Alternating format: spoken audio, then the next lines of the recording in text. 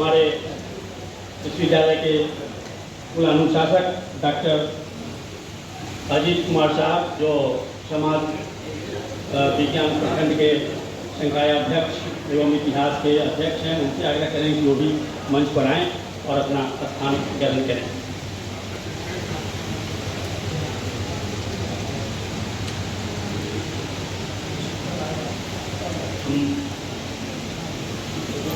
हमारे बीच अतिथि पधार चुके हैं। हमारे बीच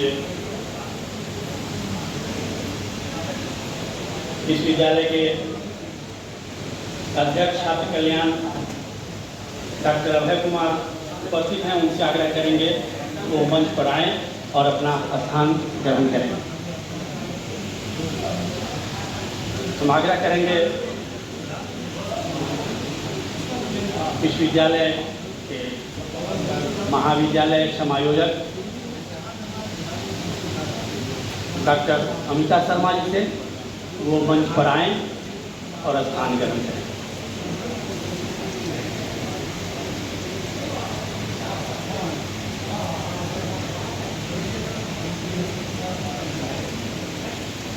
कार्यक्रम का शुरुआत चाहेंगे कि हमारे अतिथियों द्वारा दीप प्रज्वलन कर और बाबा साहब के तस्वीर पर माल्यार्पण कर कार्यक्रम का उद्घाटन किया जाए। हम आग्रह करेंगे अतिथि महोदय से नीचे चलकर दीप प्रज्वलन करें और बाबा साहब के तस्वीर पर माल्यार्पण करें।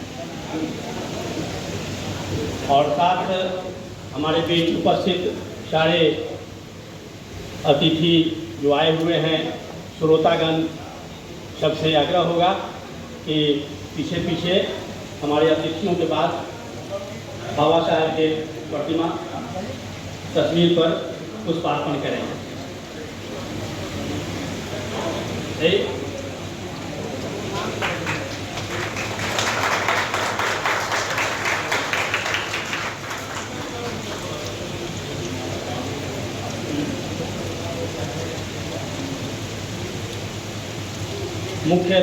मुख्य वक्ता एवं अध्यक्ष एवं अतिथियों द्वारा बाबा साहब की प्रतिमा पर माल्यार्पण, दीप प्रज्वलन। हम आग्रह करेंगे श्रोतागण से कि उद्घाटन समारोह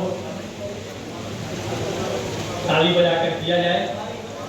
सभी लोग का आग्रह कि जोरदार ताली बजाकर कार्यक्रम की शुरुआत आगाज करें।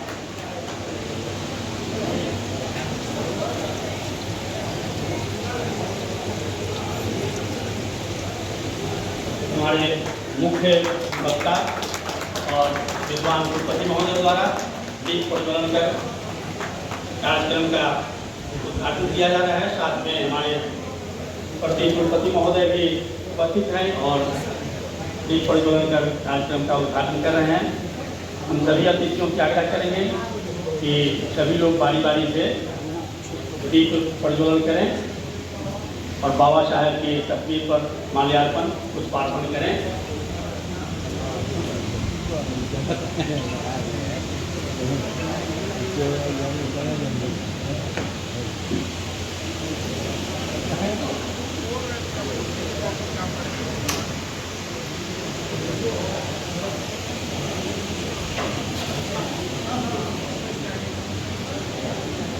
अब कार्यक्रम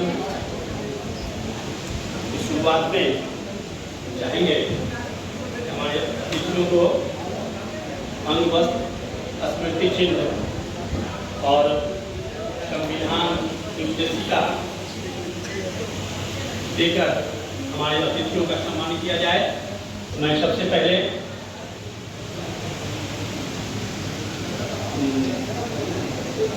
होम साइंस के विभागाध्यक्ष डॉक्टर कुसुम कुमारी से आग्रह करेंगे वो मंच पर आएँ और हमारे विद्वान कुलपति जो इस कार्यक्रम के अध्यक्ष हैं उनको अंग वस्त्र, मेमेंटो और संविधान की उद्देशिका प्रदान कर सम्मानित करें।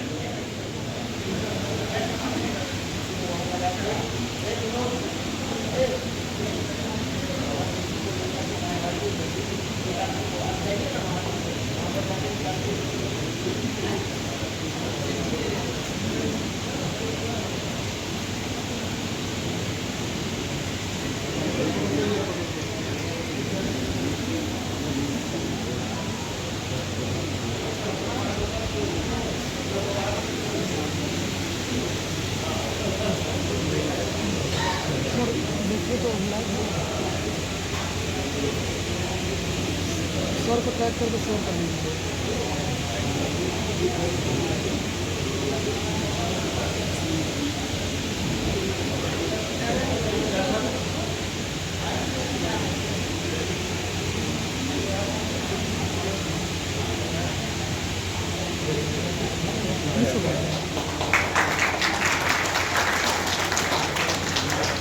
जोरदार तालियां हमारे विद्वान कुलपति महोदय को सम्मानित किया जा रहा है।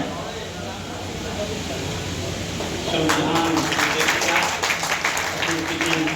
और अंगवस्त्र बनाकर अब हम आग्रह करेंगे इस कार्यक्रम अम्बेडकर जयंती आयोजन समिति के संयोजक डॉक्टर विनोद बैठा जी थे, वो हमारे मुख्य वक्ता श्री उर्मिल साहब को अंगवस्त्र, स्मृति चिन्ह और संविधान की उद्देशिका देकर सम्मानित करें।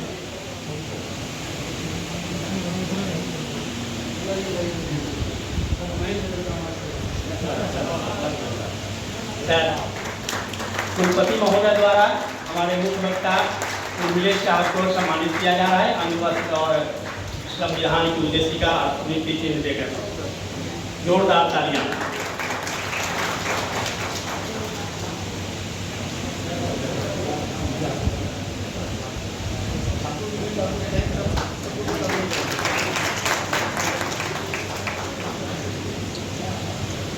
गौरव जी कहीं हैं क्या कार्यक्रम में? हम इस अम्बेडकर जयंती आयोजन समिति के सदस्य और विश्वविद्यालय के कर्मचारी संघ के सचिव गौरव जी से आग्रह करेंगे कि वो मंच पर आएं और हमारे विद्वान प्रतिकुलपति महोदय को अंगवस्त्र पर स्मृति चिन्ह देकर सम्मानित करें, संविधान उद्देशिका साथ में देकर सम्मानित करें।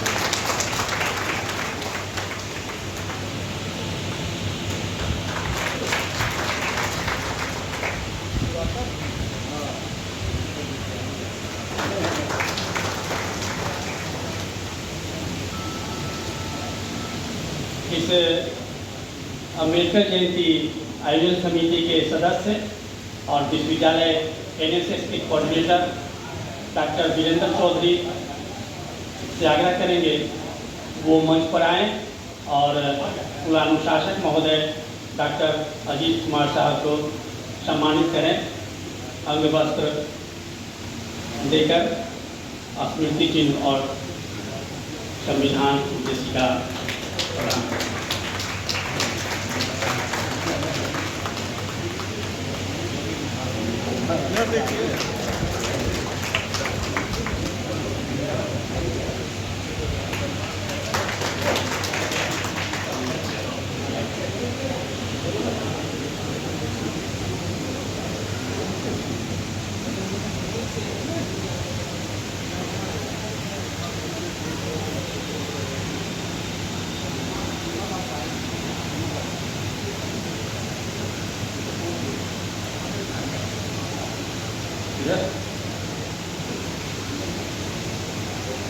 इस आयोजन समिति के सदस्य मान्यवर उमा पासवान साहब कार्यक्रम में उपस्थित हैं क्या?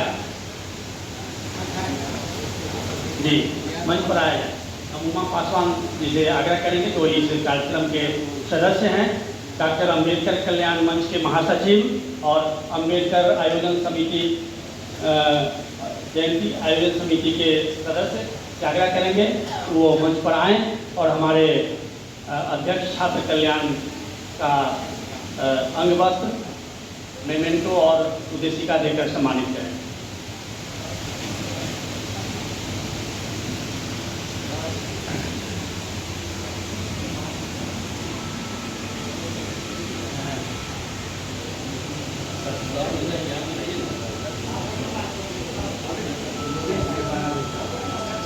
अध्यक्ष छात्र कल्याण का स्वागत करेंगे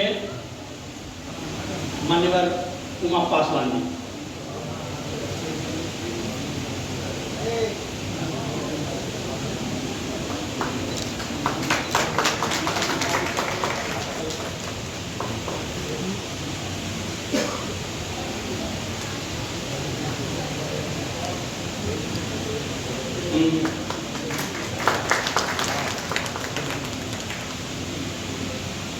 एमजीडीएम कॉलेज के प्राध्यापिका डॉक्टर अलका जायसवाल से आग्रह करेंगे वो मंच पर आएँ और हमारे अतिथि और विश्वविद्यालय के महाविद्यालय समायोजक विकास परिषद को अंगवस्त्र, मेमेंटो और उद्देशिका देकर सम्मानित करें।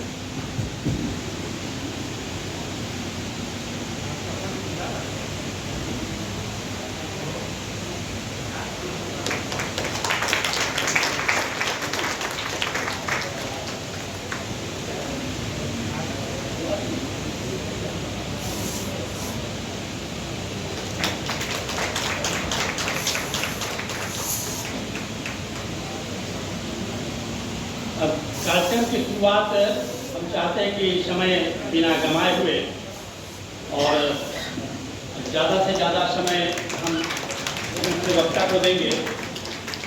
बाहर से मुख्य वक्ता को बुलाया गया है उनकी बातों को सुनने के लिए। सारे लोग उपस्थित हुए हैं।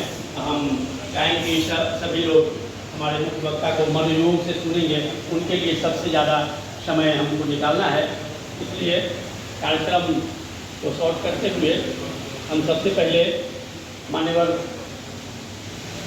शायर कवि रामपूजित पासवान जी से आग्रह करेंगे कि वो बाबा साहेब की स्तुति गान कर कार्यक्रम की शुरुआत करें।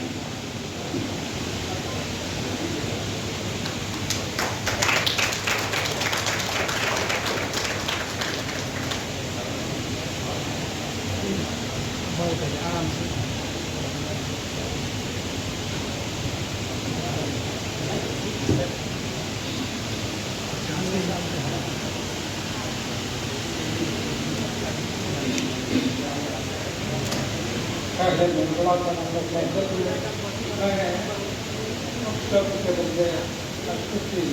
बाबा साहब के स्तुति जहाँ भी कार्यक्रम होता है बाबा साहब के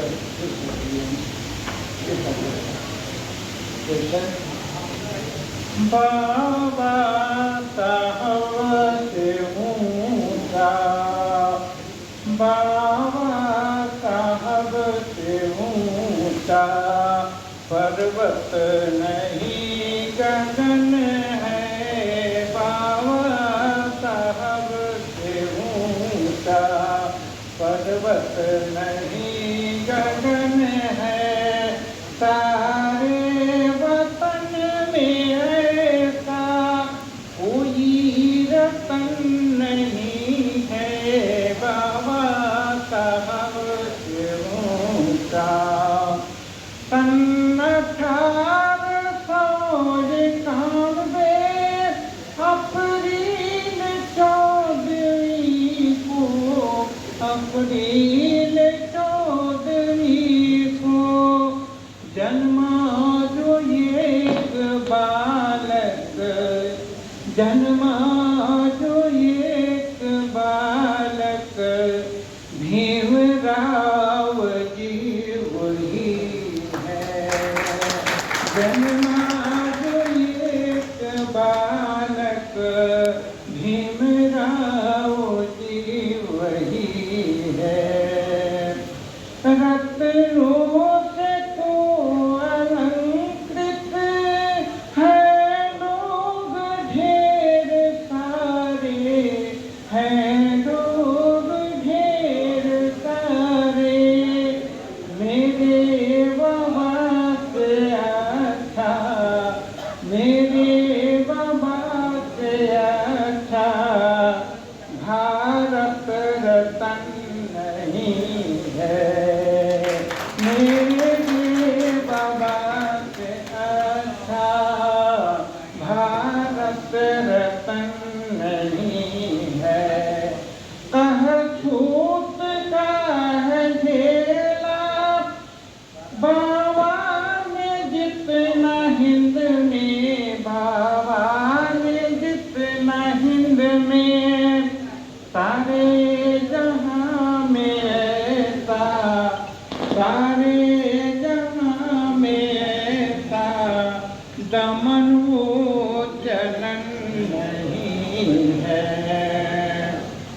डिग्रियां है जितनी पाई बाबा साहब ने तादम, बाबा साहब ने तादम, इनके मुकाबले में, इनके मुकाबले में दूजा कोई नहीं है, इनके मुकाबले में दूजा कोई नहीं है। अब स्तुति के अंतिम चरण में पहुंच रहे हैं, बस दो बंद बाकी है। आसमां से भी है ऊंची मेरे बाबा की अजमत, मेरे बाबा की अजमत, गरिमा भी इनकी देखो, गरिमा भी इनकी देखो, पर्वत से कम नहीं है, गरिमा भी इनकी देखो, पर्वत से कम नहीं है। आखिरी बंद कर रहा हूँ, बहुत मशहूर, ये सब नहीं होंगे, आपको मानना होगा कि हकीकत है ये।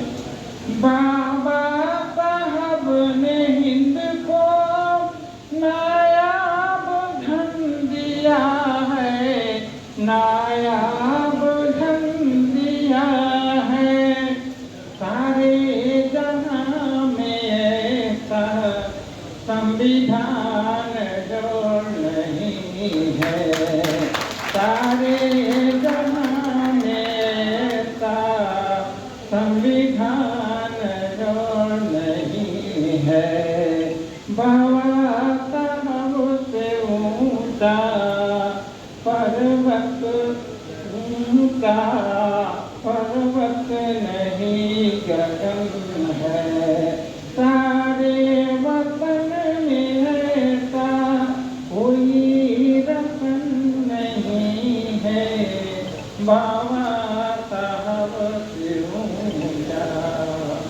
बहुत बहुत शुक्रिया। धन्यवाद सर। अभी आप सुन रहे थे मान्यवर रामजीत पासवान से अम्बेडकर स्तुति। We have to steal the time for maximum time may spend for the मुख्य वक्ता श्री उर्मिलेश उर्मी। तो हम चाहेंगे कि अब कार्यक्रम को आगे बढ़ाते हुए स्वागत भाषण एवं साथ में विषय प्रवेश हमारे विश्वविद्यालय के कुलानुशासक डॉक्टर अजीत कुमार साहब से आग्रह करेंगे कि वो मंच पर आएँ और आगत अतिथियों का स्वागत भाषण और विषय प्रवेश कराएं।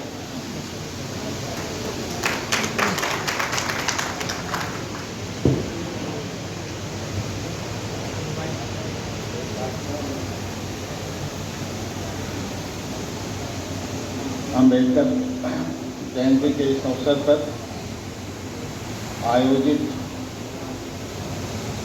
इस विशिष्ट आयोजन में हमारे बीच उपस्थित BRA बिहार विश्वविद्यालय तथा वीर कुंवर सिंह विश्वविद्यालय आरा के कुलपति पद को सुशोभित करते हुए राज्यपाल सचिवालय में इस प्रदेश के शिक्षा नीति को नई दिशा देने के लिए नए सिरे से पाठ्यक्रमों की रचना में अपनी ऊर्जा देने वाले परम श्रद्धेय माननीय डॉक्टर शैलेंद्र चतुर्वेदी जी का स्वागत है। दो विश्वविद्यालयों के साथ साथ पूरे प्रदेश की उच्च शिक्षा नीति को जिस प्रकार आप सुनियोजित करने का प्रयास कर रहे हैं वो साधुवाद के योग्य है। हमारे बीच मुख्य वक्ता और विशिष्ट अतिथि, मुख्य अतिथि के रूप में उपस्थित उर्मिलेश जी, हम आपका स्वागत करते हैं।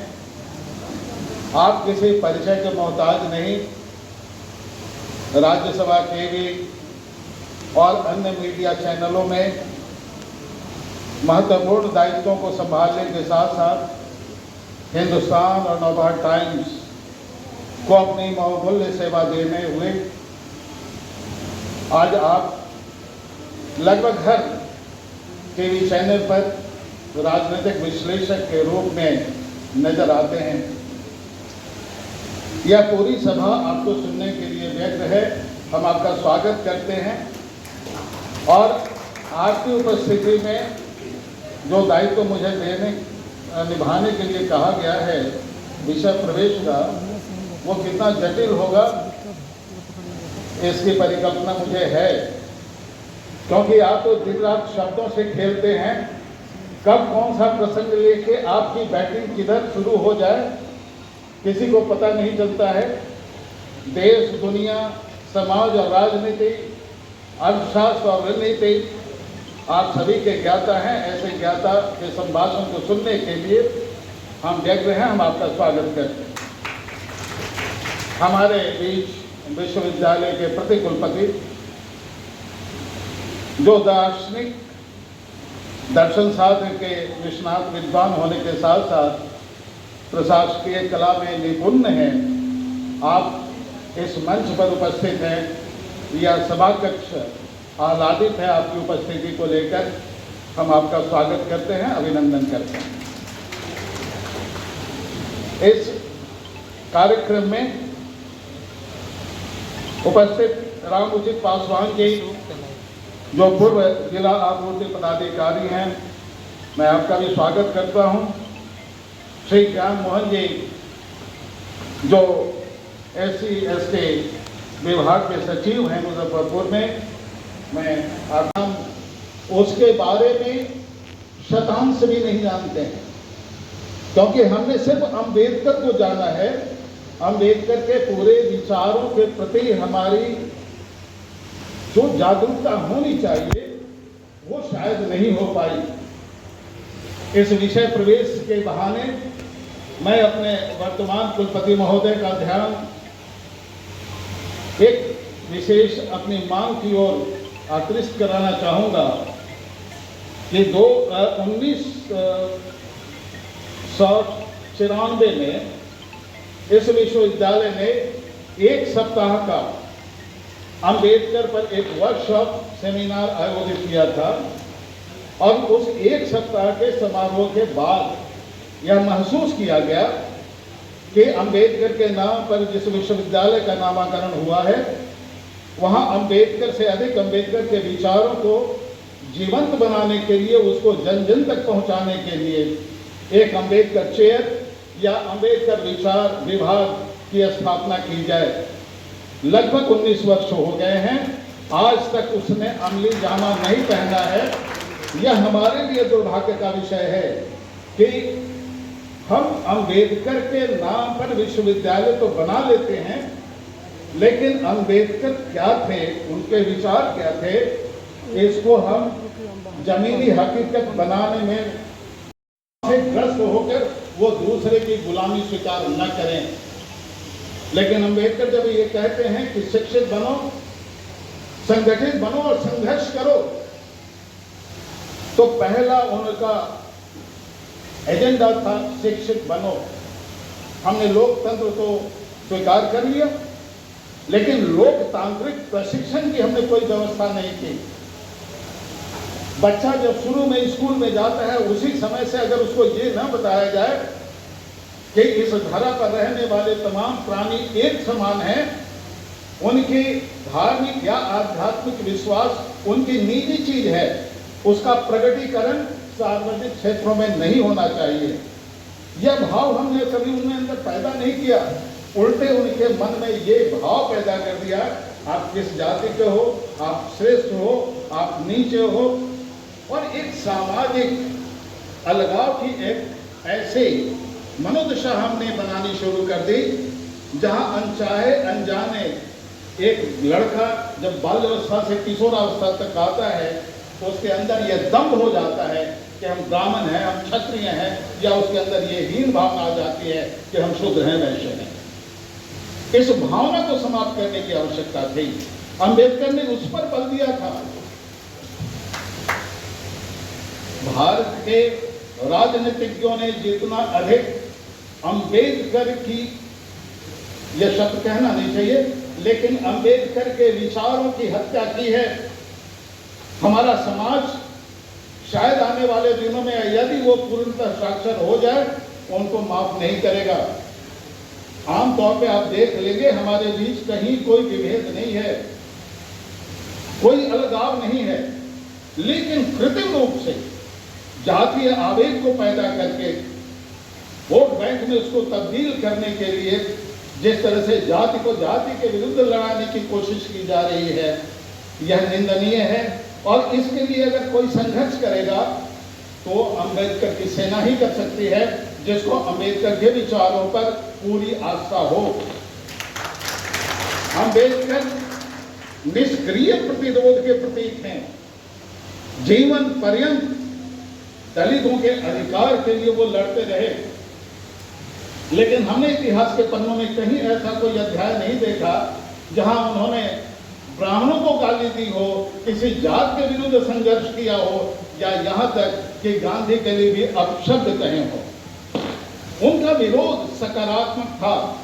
वो संगठित करना चाह रहे थे, वो साक्षर करना चाह रहे थे, वो शिक्षित करना चाह रहे थे। और आज भी आप बड़े मल्टीनेशनल कंपनीज में जो बच्चे काम कर रहे हैं उनसे बात करें, आप उनसे पूछें कि तुम्हारी जाति क्या है, पहली बार वो आपको धिक्कारेगा कि आप जहां खड़े हैं यहां जाति की बात नहीं होती है, यहां गुण कौशल की बात होती है। हम पढ़े लिखे हैं, हम सब समान हैं। भारत में जिस दिन वो लोकतांत्रिक शिक्षण प्रणाली वजूद में आ जाएगी, बच्चों को यह सिखलाया जाएगा कि यह जाति व्यवस्था, वर्ण व्यवस्था, धर्म व्यवस्था यदि है तो वो तुम्हारी अपनी निजी आस्था की चीज है, इसको सार्वजनिक करने की आवश्यकता नहीं। आज हम जब यहां खड़े हैं तो हमारे सामने अंबेडकर और आज का भारत। अंबेडकर जिस समय अपने विचारों की प्रस्तावना कर रहे थे, भारत गुलाम था, डिवाइड एंड रूल की पॉलिसी चल रही थी, जाति धर्म संप्रदाय के नाम पर भारतीय समाज को तोड़ने की कोशिश की जा रही थी। देश में अलग अलग तरह के वाद थे, साम्यवाद, समाजवाद, लोकतंत्र और तरह तरह की चीजें चल रही थी। गांधी, नेहरू, पटेल, सुभाष चंद्र बोस एक साथ होते हुए भी अलग अलग प्लेटफॉर्म पे खड़े नजर आ रहे थे। वह देश निर्माण की अवस्था थी, संविधान निर्माण की अवस्था थी, लेकिन आज परिस्थितियां बदल चुकी हैं। लगभग 7 दशकों के बाद हम उस मुकाम पर हैं जहां एशियाई देशों में हमने अपने आप को एक लोकतंत्र के रूप में स्थापित कर लिया है। हमारे लोकतंत्र पर कोई उंगली उठाने वाला नहीं है। पूरी दुनिया में सबसे बड़े लोकतंत्र होने के नाते हम, हमारे प्रधानमंत्री सीना ठोक के कहते हैं कि हमारे पीछे 140 करोड़ लोगों की ताकत है। आज हमारा देश वहां खड़ा है जहां जीडीपी के आधार पर आर्थिक प्रगति के क्षेत्र में हम पूरी दुनिया में 5वें स्थान पर हैं। आज विश्व हमारी ओर देख रहा है। कई बार कुछ पंथ और विचारधारा के लोग ये बात कहते हैं कि भारत को विश्व गुरु बनना है। मुझे नहीं लगता है कि अभी जो हमारी वर्तमान शिक्षा व्यवस्था है, गुरुकुल व्यवस्था है, उच्च शिक्षण संस्थानों की अवस्था है, हम विश्व गुरु बन पाएंगे। लेकिन हाँ, विश्व नायक बनने की क्षमता हमारे अंदर है, और इस क्षमता को अगर सामूहिक प्रयास हो तो इसको फलीभूत होते हुए हम देख सकते हैं। आज के इस समारोह में मैं क्या कहूं, ये मेरे समझ में बाहर है, इसलिए कि अगर कुलपति महोदय 1 महीने का यहाँ सेमिनार रख दें, इतिहास, पॉलिटिकल साइंस, इकोनॉमिक्स, और फिलॉसफी को एक एक सप्ताह दे दें तो उसके बाद भी शायद अम्बेडकर पर हमारी जो बातें हैं वो आधी अधूरी रह जाएंगी। वैसी स्थिति में इस 60 मिनट के अंदर अम्बेडकर के बारे में बहुत कुछ कह पाना तो असंभव है। बस मैं ये मानते हुए कि हमारे बुजुर्ग जो हमारे यहाँ से रिटायर्ड डियरमन साहब हैं, उन्होंने मुझे यह दायित्व दिया, उनको धन्यवाद ज्ञापित करते हुए मैं अपनी वाणी को विराम देता हूँ। धन्यवाद।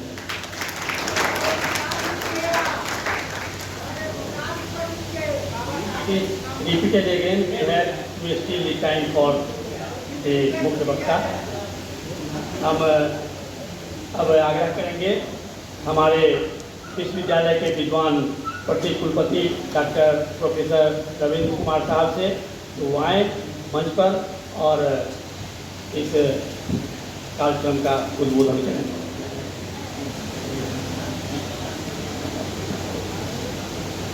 अति सम्माननीय इस समारोह के मुख्य वक्ता शिक्षाविद उर्मिलेश जी, हमारे माननीय कुलपति नरेंद्र कुमार चतुर्वेदी जी,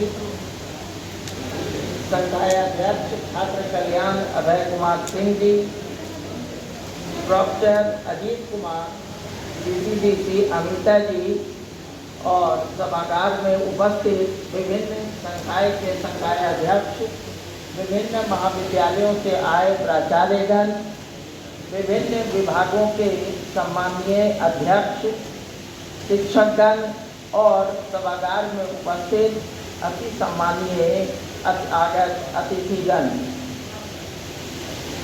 बहुत बातें बाबा साहब अम्बेडकर के लिए अजीत बाबू ने कहा, लेकिन मूल बात जिससे मैं आरंभ से जुड़ा रहा, मैं सर्वप्रथम इस बृहद और प्रभावशाली आयोजन के लिए संपूर्ण आयोजन समिति का धन्यवाद ज्ञापित करता हूँ और मुख्य रूप से हृदय से आभारी हूँ अपने माननीय कुलपति महोदय का, जिन्होंने जिस जीवंतता के साथ, पूरी निष्ठा के साथ इस आयोजन को प्रभावशाली बनाने में पूरी हमारी सहयोग की। मुझे स्मरण है कि पूर्व में 1 वर्षों से इस आयोजन के लिए हम लोग जुड़े रहे, जिसकी चर्चा अजीत बाबू ने की। हम लोगों ने कई मीटिंग्स की जो कि एक क्रमवार तरीके से विभिन्न विभागों में, जैसे राजनीति शास्त्र, दर्शन शास्त्र, अर्थशास्त्र में बाबा साहब अम्बेडकर का विचारों का एक क्रमबद्ध और सुव्यवस्थित एक वर्कशॉप हो, एक विचार संगोष्ठी हो, लेकिन सफलता नहीं मिली। लेकिन मुझे स्मरण है कि जब इस आयोजक मंडली हमारे माननीय कुलपति के समक्ष गया और कुछ इन्होंने समय दिया, लेकिन कुछ अति आवश्यक कार्य राजभवन में आ जाने की वजह से इनको जाना पड़ा, तो माननीय कुलपति ने मुझे अधिकृत कर दिया यह कहते हुए कि किसी चीज पर आपको कोई शंका समाधान नहीं करना, शंका नहीं करनी है, आप पूर्णतः अधिकृत हैं कि समारोह में जितनी भी खर्च आए लेकिन काफ़ी वैभवपूर्ण हो, प्रभावशाली हो।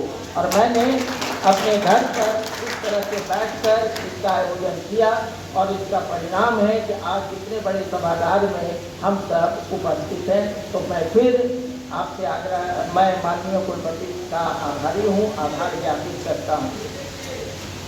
अभी आयोजक ये उद्घोषक द्वारा कहा गया है कि बहुत कम समय है, उर्मिलेश जी आए हुए हैं, हम लोगों को सुनना है, मेरी भी इच्छा है, तो मैं 2-3 पंक्तियाँ कहकर अपनी बात समाप्त करूँगा।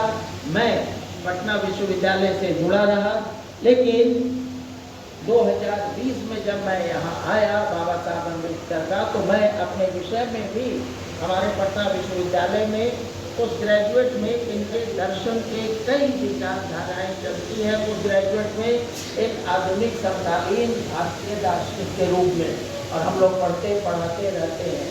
तो मैं यहाँ तो आया हूँ, तो मैं गौरवान्वित तो हूँ ही, और मेरी अपेक्षा है कि आप सबों को भी गौरवान्वित होना चाहिए कि आप ऐसे महान शिक्षाविद, सामाजिक समरसता और समानता के पुरोधा के नामित विश्वविद्यालय के अंग है, उसके अंतर्गत कार्य कर रहे हैं। और मेरी आपसे एक ही निवेदन होगा कि जो उनके नामित विश्वविद्यालय के हम लोग हैं, तो अक्षरशः तो नहीं, लेकिन मूल रूप में जो सामाजिक सद्भाव, सहयोग, सहिष्णुता और इस तरह के जो मानव मूल्यों जो आज विलोपित हो रहे हैं हमारे भौतिकवादी समाज में, जिसको बाबा साहब ने ताउम्र उसे संहारित करके मानव के बीच में लाने की, इसके बीच में प्रस्फुटित करने की चेष्टा की, उसे संहारित करके उसके अंतर्गत लाए, उनके आदर्शों पर चले, ताकि एक आरंभ हो एक छोटे से विश्वविद्यालय से ही कि हम उनके आदर्शों का पालन कर रहे हैं। इन्हीं सारी बातें, इन्हीं बातों के साथ हम सुनने को आतुर हैं। उर्मिलेश जी को बहुत बहुत धन्यवाद आपका।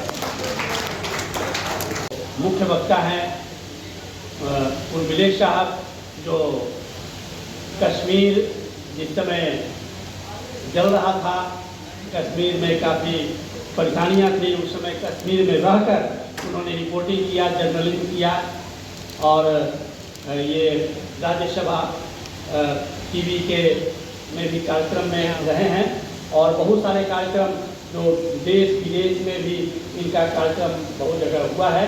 बहुत परिचय के मोहताज हमारे उर्मिलेश साहब नहीं हैं और समय नहीं कमाते हुए हम आग्रह करेंगे हम अपने मुख्य वक्ता उर्मिलेश साहब से कि वो मंच पर आएँ और हमारे श्रोताओं को लाभान्वित करें।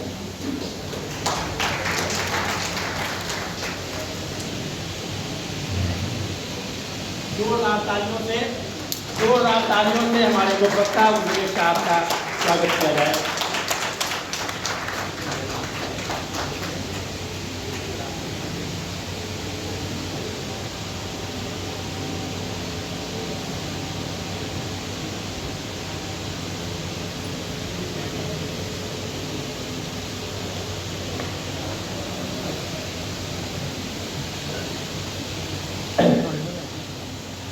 कार्यक्रम के संचालक महोदय ने कहा कि आप अपने ढंग से अपना समय लीजिए। उन्होंने समय नहीं निर्धारित किया है, लेकिन मैं कोशिश करूंगा कि निर्धारित समय में मैं अपनी बात कहूं और अगर आपको इच्छा होगी तो आपकी जो जिज्ञासा, उत्सुकता, कोई सवालात होंगे उनका हम जवाब भी दे सकते हैं, जितना मुझे ज्ञान है थोड़ा बहुत, और बाकी एक विमर्श सामने उभर सकता है आपके सवालों और हमारे जवाब के बीच से। तो मैं अपनी बात शुरू करता हूँ। इस विश्वविद्यालय के कुलपति महोदय, प्रति कुलपति महोदय, जितने लोग बैठे हैं मंच पर, उन सभी के प्रति आभार। उन्होंने बाबा साहब भीमराव अंबेडकर की जयंती के उपलक्ष्य में, जयंती तो बीत गई लेकिन उसके बाद कम से कम एक अच्छा सेलिब्रेशन, एक अच्छा आयोजन किया है। और सबसे बड़ी बात है कि विश्वविद्यालय का नामकरण भी बाबा साहब के नाम पर है और इस समय देश के अनेक ऐसे विश्वविद्यालय हैं जो बाबा साहब के नाम पर इनका नाम है। उनमें कई विश्वविद्यालयों में जाने का मुझे मौका भी मिला है। मैं इस विश्वविद्यालय के कैंपस में पहली बार आया हूँ। हालांकि इस शहर में आना जाना रहा है। मैं 7-8 साल टाइम्स ऑफ इंडिया ग्रुप के हिंदी अखबार में, आप लोगों में से बहुत सारे लोग जानते होंगे जो अधेड़ उम्र के हैं, कि मैं पटना में टाइम्स ऑफ इंडिया ग्रुप के नवभारत टाइम्स अखबार में आया था दिल्ली से ट्रांसफ़र होकर, और काफ़ी दिन रहा। तो 89 का इलेक्शन जब मैं कवर कर रहा था, 1989 का नवभारत टाइम्स के लिए, तो इस पूरे इलाके से मैं भ्रमण मैंने किया है और दूर तक गया हूँ, तो मैं वाकिफ हूँ। लेकिन विश्वविद्यालय में पहला मौका है। आप लोगों का बहुत बहुत आभार और अपनी बात मैं शुरू करता हूँ। आपने विषय मुझे दिया है अंबेडकर और आज का भारत, व्यापक विषय है। इसके कुछ स्पेसिफिक जो पॉइंट्स हैं मैं पहले उनको आपके सामने रखना चाहूँगा। देखिए, बहुत सारी, पहली बात तो ये देखना चाहिए कि आज के भारत में डॉक्टर अंबेडकर की रिलेवेंस या उनका क्या मतलब, क्या महत्व है, उसके पहले थोड़ी सी बातें मैं डॉक्टर बी आर अम्बेडकर के बारे में आपको बताना चाहता हूँ। आप लोगों में से बहुत सारे लोगों ने पढ़ा होगा। जब मैं इलाहाबाद विश्वविद्यालय में पढ़ता था, बीए और एमए में, तो डॉक्टर बी आर अम्बेडकर के बारे में दो धारणाएं हम लोगों के दिमाग में थी, और केवल ये मेरे नहीं, मेरे साथ पढ़ने वाले तमाम लोगों की। पहली धारणा तो ये थी कि एक आदमी जो भारत के संविधान की ड्राफ्टिंग कमेटी का चेयरमैन रहा, और दूसरी धारणा थी कि समाज का जो दलित सेक्शन है, जो उत्पीड़ित सेक्शन है, उसके लिए काम करते थे। बस ये दो धारणाएं बाबा साहब के बारे में थी। लेकिन बाबा साहब के बारे में इसके आगे कुछ जानकारी नहीं मिलती थी। हम लोग यूनिवर्सिटी रोड एक है इलाहाबाद में, जो लोग इलाहाबाद से वाकिफ होंगे वो जानते होंगे कि यूनिवर्सिटी रोड है। यूनिवर्सिटी रोड पर एक तरफ दुकानें हैं जो किताबों की दुकानें हैं। किताबों की दुकानों पर Tolstoy, Chekhov, Pushkin, Gorky, marks, angles, Lenin सबकी किताबें मिलती थी। लोहिया की किताबें मिलती थी, नरेंद्र देव की मिलती थी, गांधी जी की मिलती थी, नेहरू जी की मिलती थी, और दुनिया में जिसका नाम आप लीजिए बड़े बड़े लोगों की, सबकी किताबें मिलती थी। लेकिन डॉक्टर बी आर अम्बेडकर की किताब या उनके बारे में बहुत कम, शायद मैंने तो नहीं देखा, क्योंकि बाबा साहब अम्बेडकर पर जो पहली किताब मैंने खरीदी वो तब खरीदी जब मैं एमफिल में चला गया, एमफिल पीएचडी करने जवाहरलाल नेहरू विश्वविद्यालय दिल्ली। तो एक मुकम्मल किताब जाति के कॉन्टेक्स्ट में पहली बार बाबा साहब भीमराव अम्बेडकर की किताब मैंने पढ़ी।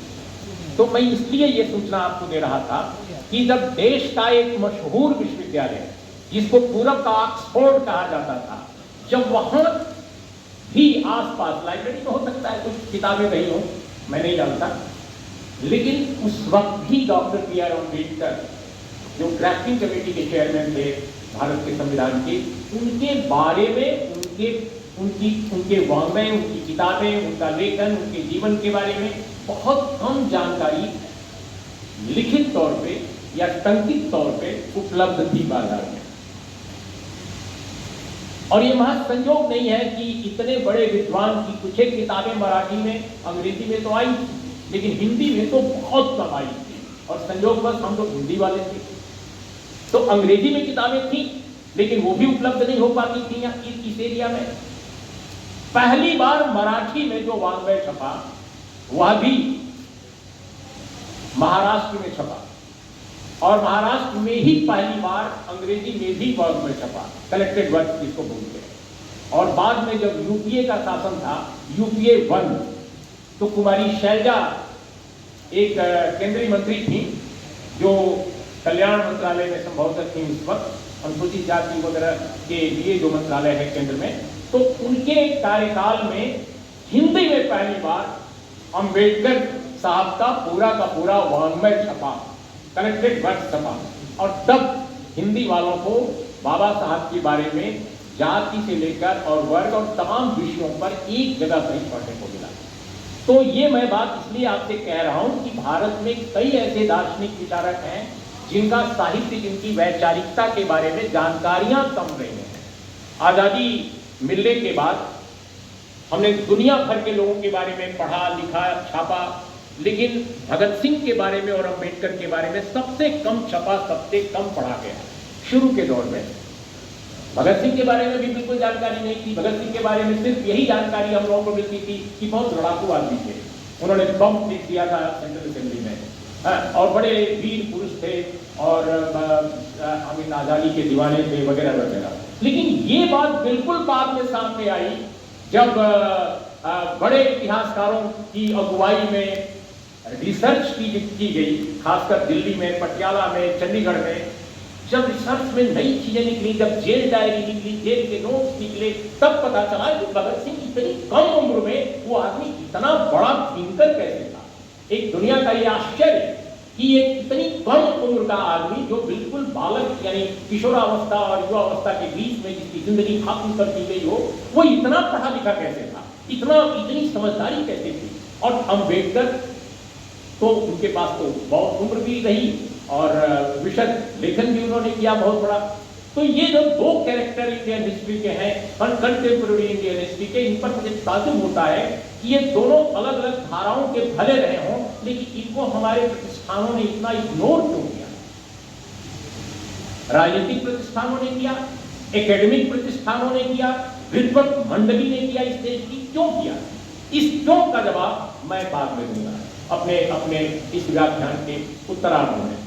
लेकिन ये बात मैं आपके समक्ष दर्ज करना चाहता था कि भगत सिंह और अंबेडकर को इग्नोर किया गया लगातार आजादी के बाद, और ये जब स्थितियां बदल गई देश में, खासकर 90 के आसपास, तब अचानक इन दोनों का उभार हुआ। पंजाब और दिल्ली के आसपास काफी रिसर्च हुई अंबेडकर पर, भगत सिंह पर, और अंबेडकर के लिटरेचर पर, उनके वाङ्मय पर महाराष्ट्र में बहुत काम हुआ, अन्य जगहों पर भी काम हुआ। और आज की तारीख में अंबेडकर और भगत सिंह दोनों का जो साहित्य है हमारे लिए उपलब्ध है, हम पढ़ सकते हैं, हम रिसर्च कर सकते हैं। वरना पहले जो धारणा बाबा साहब के बारे में दी, जैसा मैंने कहा कि एक दलित आइकन और दूसरा कॉन्स्टिट्यूशन का एक्सपर्ट। तो ये बात मैं अपनी शुरुआत में कह देना चाहता था। दूसरी बात जो मैं दोस्तों कहना चाहता हूं कि आज़ादी की लड़ाई, क्योंकि आज के भारत का जिक्र हम कर रहे हैं, तो आज़ादी की लड़ाई के दौरान बहुत सारे लोग सोचते हैं कि कोई एक ही विचारधारा ने आज़ादी की लड़ाई का नेतृत्व किया था। ये बात सही है कि लीडरशिप जो थी, नेहरू गांधी की जो ट्रेडिशन है या जो उनकी विरासत जिसको आज हम कहते हैं, उसी राजनीतिक चिंतन धारा ने भारत की आज़ादी की अगुवाई। लेकिन स्वाधीनता आंदोलन के दौरान अनेक धाराएं भारत में मौजूद थी, विचारों की और राजनीति। अगर आप अपने देश में, क्योंकि हमारा देश बहुत डाइवर्स है, ये कोई यूरोप के एक देश की तरह नहीं है, एक ही ये देश नहीं, महादेश कह सकते हैं। और इस महादेश में अनेक धाराएं हैं, अनेक विचार हैं, अनेक जातियां हैं, अनेक धर्म हैं। तो विविधता इस देश की पहचान है, खूबसूरती है। और इस मुल्क में ये महज संयोग नहीं कि जब आजादी की लड़ाई लड़ी जा रही थी तब भी अनेक विचारधाराएं थी, अनेक सोच के लेवल थे और उपधाराएं भी उसकी थी। अगर ब्रॉडली देखा जाए, तो ये कौन कौन सी विचारधाराएं थी, कौन कौन सी धाराएं थी जो आजादी की लड़ाई को रिप्रेजेंट करती हैं? तो मैंने जैसे पहले कहा, एक तो कांग्रेस की धारा थी जिसको महात्मा गांधी ने साउथ अफ्रीका से लौटने के बाद उसको कॉन्क्रिटाइज किया, उसका सुदृढ़ीकरण किया, उसको व्यापक बनाया। वह जो धारा थी, बुनियादी तौर पे जो इंडियन लिबरल्स थे, जो भारत के मध्य वर्ग और उच्च मध्य वर्ग के बीच से उभरता हुआ एक समाज था, लिबरल समाज। लिबरल इंटेलेक्चुअल स्टार, अलग अलग पेशे में वे लोग थे, कुछ वकील थे, कुछ इंटेलेक्चुअल थे, कुछ एकेडमिशियन थे, वगैरह वगैरह। इन सब के बीच में से वो धारा उभरती है। लेकिन गांधी जी जब आते हैं तो उसको वो जन धारा बनाते हैं, उसको व्यापक जन समुदाय के साथ जोड़ते हैं। और उसके बाद नेहरू और अन्य लोग आते हैं। तो पहली धारा मैं मानता हूँ आजादी की लड़ाई की। और यही धारा जो है, आजाद भारत होने पर उसने सरकार में सबसे पहले उसका कार्य संचालन किया। दूसरी धारा जो है, अगर देखा जाए आजादी की लड़ाई की, तो क्रांतिकारियों की है, जिनको आप रेडिकल्स बोलते हैं। उस समय उनको आतंकवादी बोलते थे, आप लोगों को बड़ा आश्चर्य होगा। उस समय उनको टेररिस्ट बोलते थे। इतिहास की कई किताबों में आप पाएंगे उनका नाम टेररिस्ट, क्योंकि शब्दों के अर्थ बदल जाते हैं कालखंड में। अलग अलग कालखंड में, इतिहास में या समाज में शब्द अपना अर्थ बदल देते हैं। जैसे कुशल शब्द आज माना जाता है कि दक्ष, लेकिन एक दौर में कुशल शब्द जब बना होगा तो उस शिष्य को कहा जाता था जो गुरु के आश्रम में पढ़ता था और पुष्प उखाड़ कर लाने में वो दक्ष होता था, तो वहां से कुशल बन गया। तो वैसे ही टेररिस्ट शब्द जो है वो हमारे देश की आज़ादी की लड़ाई के जो अति क्रांतिकारी लोग थे उनको कहा जाता था। और आज अगर आप उस शब्द को कहेंगे तो लोग आप पर बहुत खोफ करेंगे। लेकिन ये सही है कि इतिहास की पुरानी किताबों में आपको ये मिलेगा। लेकिन वे हमारे जो महान क्रांतिकारी हैं, हम उनको इस शब्द से जो आज रूढ़ हो चुका है अतिवादियों के लिए या हिंसक लोगों के लिए, हम उससे उसको नहीं जोड़ते। तो वे क्रांतिकारी धारा दूसरी है जो आज़ादी की लड़ाई में हमारे यहाँ बहुत होती है। उसको रिप्रेजेंट करते हैं अनडाउटेडली, निस्संदेह भगत सिंह। एक तीसरी धारा भी थी आजादी की लड़ाई के दौरान जो कम्युनिस्टों की थी, कम्युनिस्टों और आजादी की लड़ाई में मेरठ षड्यंत्र कांड हो या लाहौर कांड हो या अनेक कांड हुए, उसमें वे भी भारी पैमाने पर गिरफ्तार किए गए, बहुत टॉर्चर खेला उन लोगों ने। तो एक कम्युनिस्टों की भी धारा थी, उन्होंने भी कुछ कंट्रीब्यूट, चार पांच धाराएं जो हमने बताई अभी। तो ये आजादी की लड़ाई की हिस्सेदार थी। एक और धारा थी राजनीतिक लोगों की जो आजादी की लड़ाई की हिस्सेदार नहीं थी, लेकिन उस समय मौजूद थी। संयोगवश आज की स्थितियों में वही उसी धारा के जो राजनीतिक प्रतिनिधि हैं देश की सत्ता का संचालन कर रहे हैं। आरएसएस से मेरा मतलब है, आरएसएस उस समय भी मौजूद था। 1925 में इसका गठन हो गया था, उसी के दौरान कम्युनिस्ट पार्टी का भी गठन हुआ। तो 1925 में गठित आरएसएस सीधे तौर पे आजादी की लड़ाई का हिस्सेदार नहीं था, लेकिन वो भी अपने ढंग से अलग अलग ढंग से काम कर रहा था। हिंदू महासभा जो उससे बिल्कुल अलग था, उसका बिल्कुल हिस्सा नहीं था, उसकी तरफ से जो सावरकर थे वो उसमें कंट्रीब्यूट जरूर कर रहे थे आजादी की लड़ाई में, और उनका एक योगदान आजादी की लड़ाई में था, इसमें कोई दो राय नहीं। लेकिन बाद के दिनों में जब वो अंडमान से जो घटनाक्रम हुआ जिसमें माफीनामा उनका आया, उसके बाद से वो पुनः अपने को उन्होंने पूरी तरह असंपृक्त कर लिया पूरी की पूरी राजनीतिक धारा से, और वो सोशल रिफॉर्म पे कुछ काम करने लगे। मुझे उनके काम को देखने का भी मौका मिला है रत्नागिरी जाकर, और वो वहीं केंद्र बनाकर रहने लगे। तो ये मैं एक ब्रॉडली आपके सामने एक सिनेरियो पेश कर रहा था ताकि आप डॉक्टर अंबेडकर के कंट्रीब्यूशन को समझ पाएं और आज के भारत में वो क्यों रिलेवेंट हैं, क्यों हमारी चुनौतियों के लिए वो आकाशदीप की तरह है। आकाशदीप जिसमें जहाज जो है समंदर में चलते हैं, तो आकाशदीप पहले होता था और उनको रास्ता दिखाता था। तो doctor B R Ambedkar Bharat की मौजूदा चुनौतियों के क्यों सबसे बड़े आकाशदीप हैं, मैं इसीलिए इतना विस्तार से पहले एक बैकग्राउंड आपको सुना रहा था, और अब मैं आता हूं कि क्यों डॉक्टर अम्बेडकर को मैं आकाशदीप कहता हूं आज के भारत का। दोस्तों, इतिहास में कई बार लोग इग्नोर किए जाते हैं, नजरअंदाज किए जाते हैं, लेकिन इतिहास नई करवट जब लेता है तो वही लोग स्टैब्लिश हो जाते हैं और महानायक के रूप में उभरते हैं। मुजफ्फरपुर के इस विश्वविद्यालय में, जिसका नाम बिहार विश्वविद्यालय था, आखिर बाबा साहब के नाम पर इसका नामकरण क्यों हुआ? नागपुर में हो गया वो तो बात समझ में आ सकती है, यहां क्यों हुआ? दिल्ली में क्यों एक अम्बेडकर विश्वविद्यालय है, लखनऊ में क्यों एक अम्बेडकर विश्वविद्यालय है?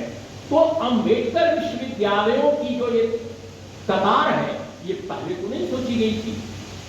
तो सामाजिक जो उथल पुथल है, लोग सवालों का जो जवाब ढूंढ रहे हैं, लोकतंत्र के लिए रास्ता खोज रहे हैं, उस दौर में डॉक्टर अम्बेडकर अचानक रिलेवेंट होकर उभरे हैं। एक जमाने के जो बहुत रिलेवेंट माने जाने वाले लोग थे, वो डॉक्टर अम्बेडकर के सामने उतने रिलेवेंट नहीं रह गए हैं। ये इतिहास का एक बड़ा सच है, इसको आप इनकार नहीं कर सकते। डॉक्टर अम्बेडकर को पहले मैंने जैसा बताया कि ये कहा गया था कि ये दलितों के आइकन है, कॉन्स्टिट्यूशन की ड्राफ्टिंग कमेटी के चेयरमैन है,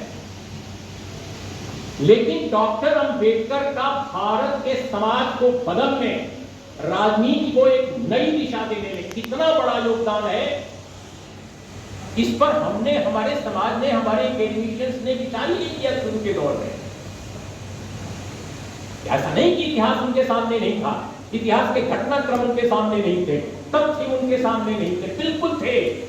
कॉन्शियसली नजरअंदाज किया गया, इरादतन नजरअंदाज किया गया उनके रोल को, ताकि जो महानायक उभारे गए थे उनके ऊपर आंच ना आए।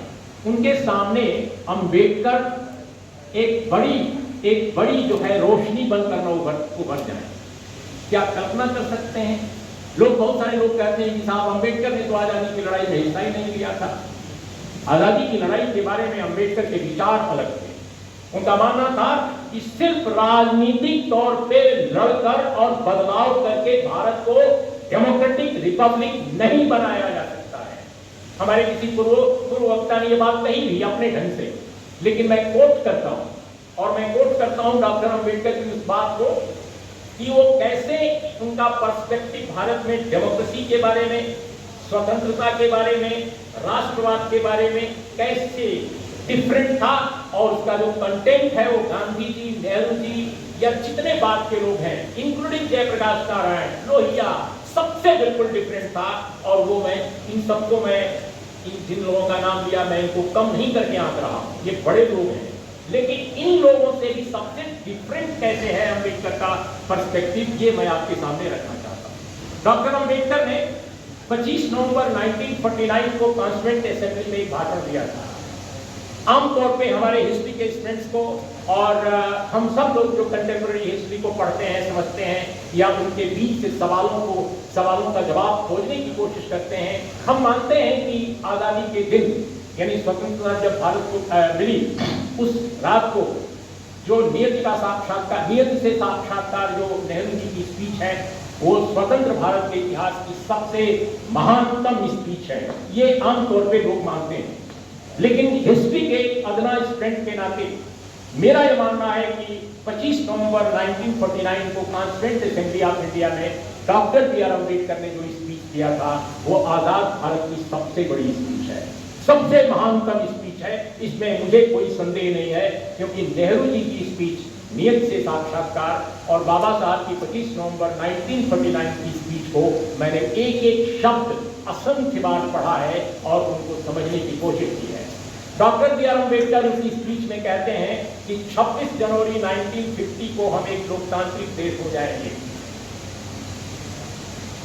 एक व्यक्ति एक वोट का सिद्धांत लागू हो जाएगा जो डेमोक्रेसी में होता है, लेकिन सामाजिक और आर्थिक स्तर पर विषमता कायम रहेगी।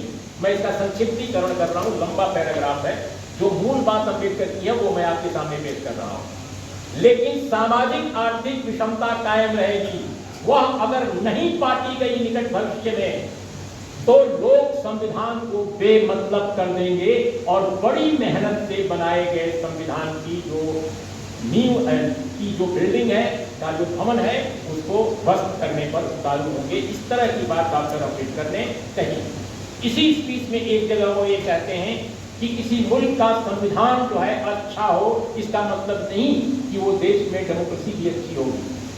और दोस्तों, मैंने दुनिया के बहुत सारे मुल्कों में देखा है अपने प्रोफेशनल कामकाज के दौरान, जब भी मुझे दुनिया के कई देशों में जाने का मौका मिला।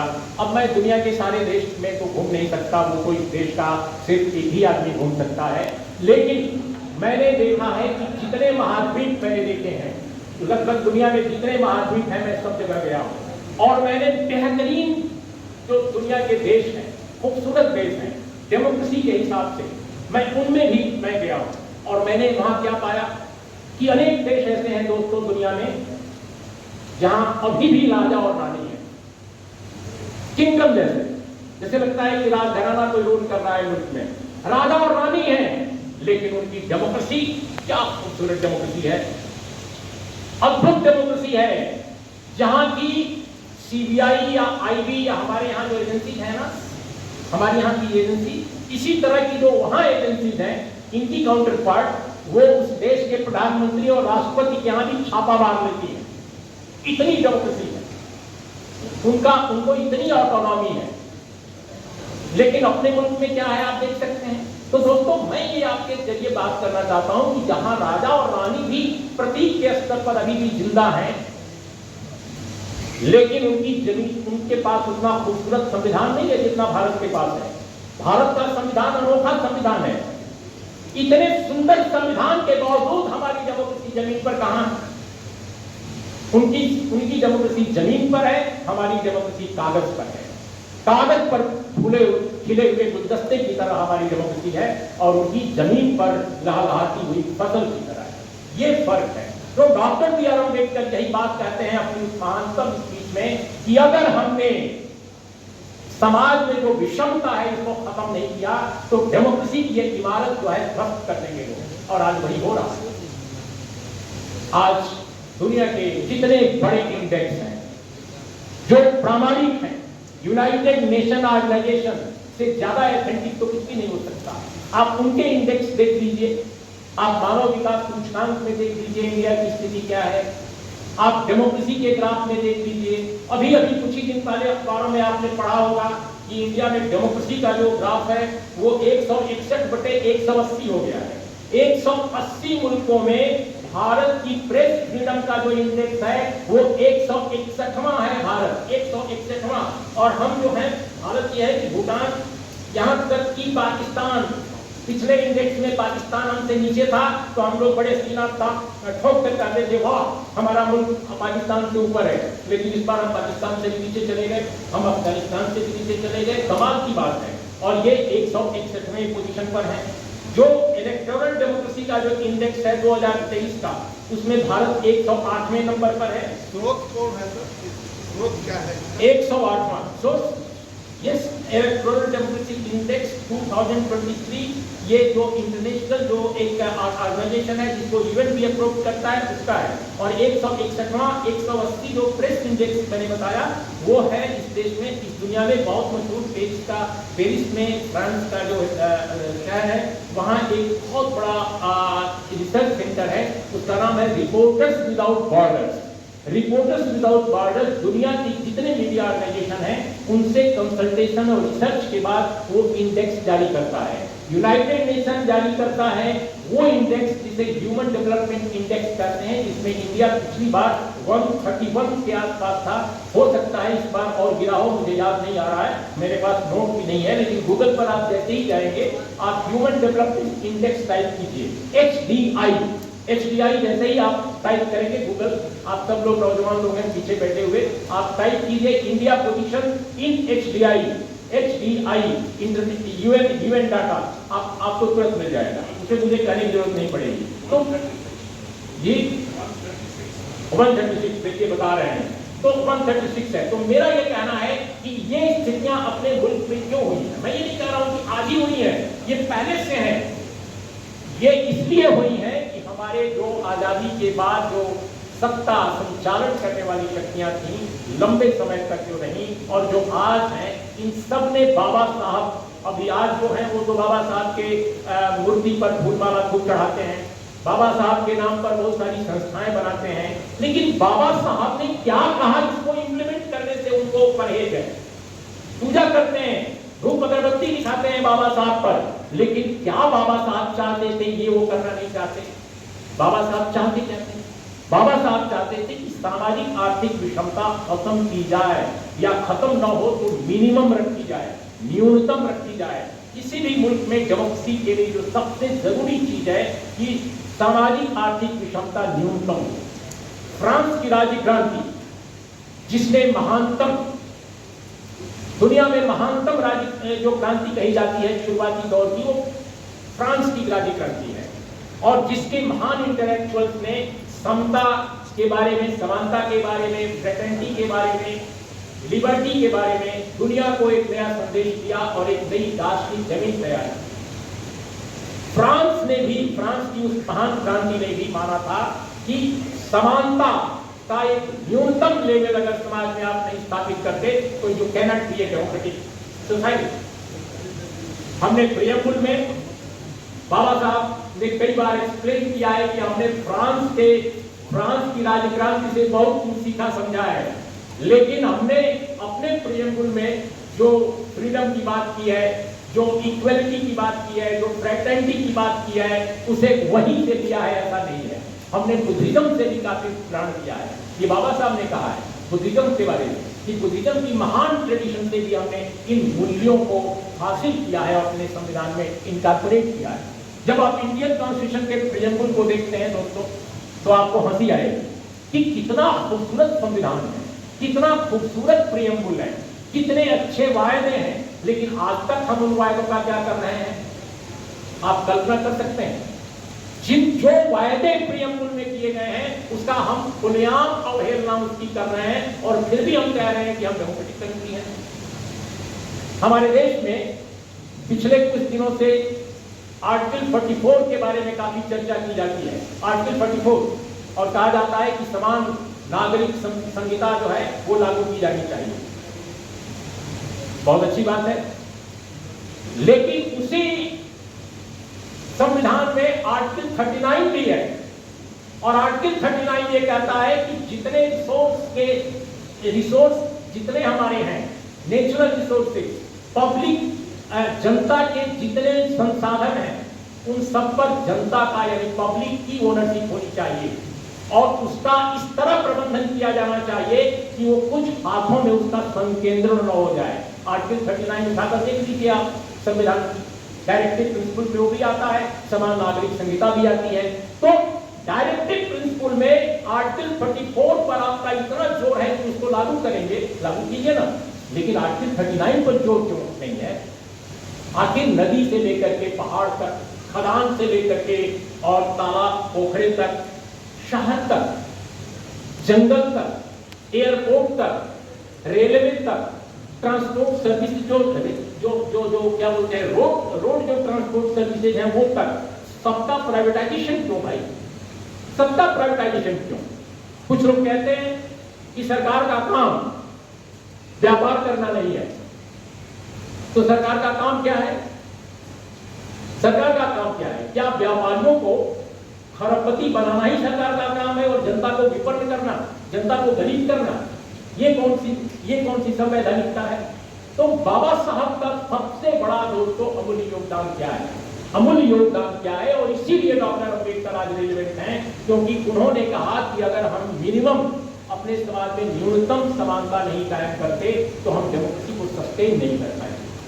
तब उनको माना गया कि ये लड़ाई को डाइवर्ट कर रहे हैं। राजनीतिक अगर आजादी हम जीत लेंगे तो अपने आप चीजें संभल जाएंगी। ये एक कांग्रेस की बुनियादी थिंकिंग थी कि जो कांग्रेस की बात मैं कर रहा हूं तो आज की कांग्रेस की बात नहीं कर रहा हूं, मैं उन लोगों की बात कर रहा हूं जो आजादी की लड़ाई के दीवाने थे और जिन्होंने भारत को आजाद कराया था और भारत की सरकार चला रहे थे। उन लोगों का मानना था कि हम आजाद हो जाएंगे, हम जब आजाद हो गए हैं तो चीजें सेटल हो जाएंगी, चीजें ठीक हो जाएंगी। उनको नहीं मालूम था कि भविष्य में ऐसे भी लोग आ जाएंगे जो आपके विकास के पहिए को पीछे ले जाएंगे। और वही हुआ जिसका डर था बाबा साहब को। और बाबा साहब ने जब ये बात कही थी उस वक्त अगर नजरअंदाज न किया गया होता, उसके लिए एकाडेमी संशोधन किए गए होते, कामकाज के तौर तरीके बदले गए होते, तो आज भारत की वो स्थिति नहीं होती कि हम इस कदर बेहाल नजर आ रहे हैं पूरी दुनिया के नक्शे पर कि एक विशाल आबादी का मुल्क दुनिया में अपने ढंग से अपनी आइडेंटिटी को स्टैब्लिश नहीं कर पा रहा है, जहां पर भूख हंगर इंडेक्स में भी इंडिया जो है अफ्रीका के कई मुल्कों की बराबरी कर रहा है, कई मुल्कों से बराबरी कर रहा है, जहां पर खरबपतियों की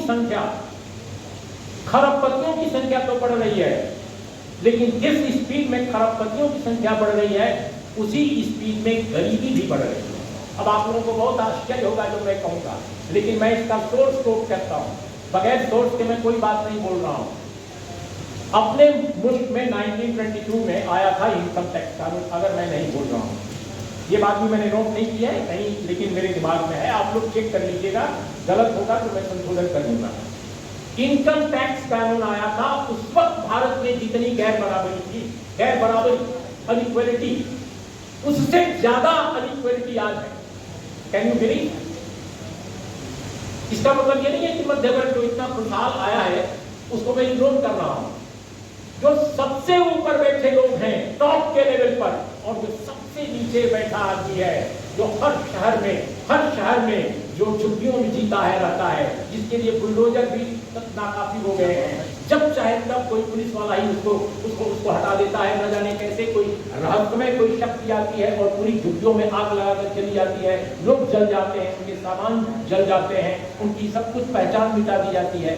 तो जो गैर बराबरी का लेवल है, एक तरफ तो खरबपति बढ़े हैं और दूसरी तरफ गरीब बढ़े हैं। ये थॉमस पिकेटी को मैं कोट कर रहा हूं, जो दुनिया के इस समय जाने माने इकोनॉमिस्ट हैं, जाने माने।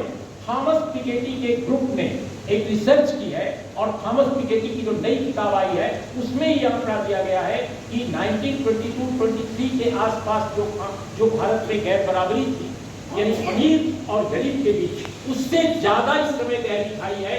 ये भारत की असलियत है, इसलिए इस पर गर्व करने की जरूरत नहीं है, इसको रिजेक्ट करने की, इससे बचने की, इससे मुक्त होने की जरूरत है। और दोस्तों, ये महज संयोग नहीं है, ये महज संयोग नहीं है कि दुनिया के जितने देश हैं, यूरोपीय देशों की बात मैं कर रहा हूं, किन देशों की, नॉर्वे, स्वीडन, डेनमार्क, ये जो मुल्क हैं, इन्हीं मुल्कों में डेमोक्रेसी का ग्राफ भी सबसे ऊपर आता है।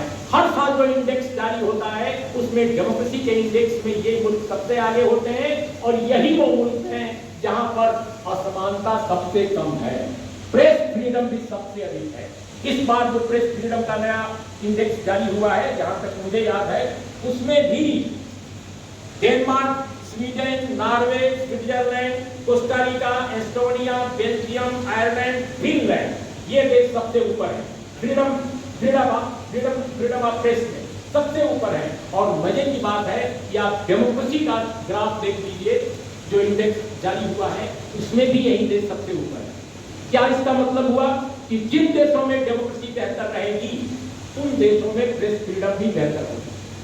जिन देशों में असमानता कम होगी, उन देशों में प्रेस फ्रीडम भी अच्छी होगी, डेमोक्रेसी भी अच्छी होगी।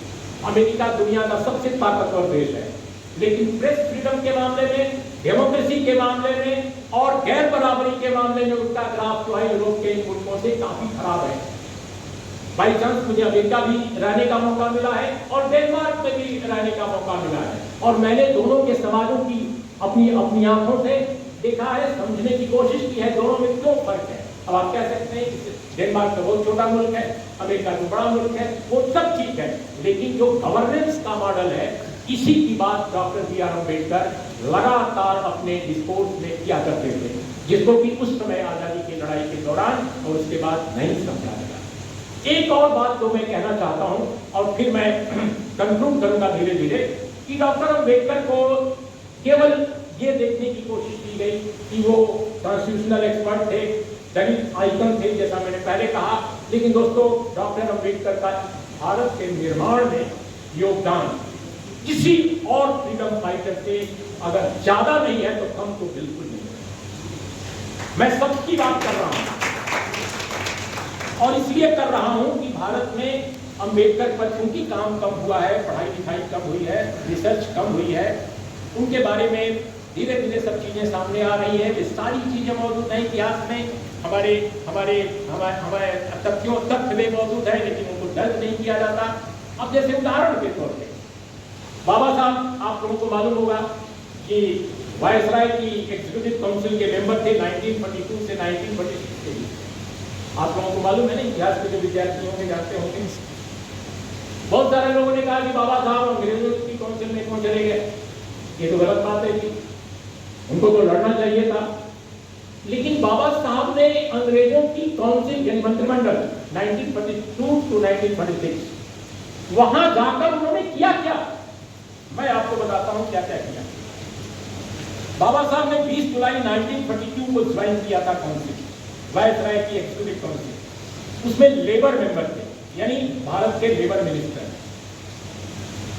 ट्रेड यूनियन कानून, महिलाओं के लिए समान वेतन समान भत्ता, ये जितने अधिकार थे बाबा साहब ने लेबर काउंसिल के लेबर मेंबर के तौर पे दिलवाया।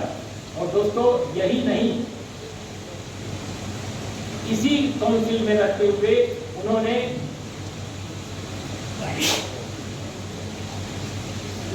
न्यूनतम निर्धारित वेतन का जो कानून है, न्यूनतम निर्धारित वेतन का, मजदूरी जिसको कहते हैं, ये भारत में पहला जो कानून आया वो अम्बेडकर ने लाया और पास हुआ।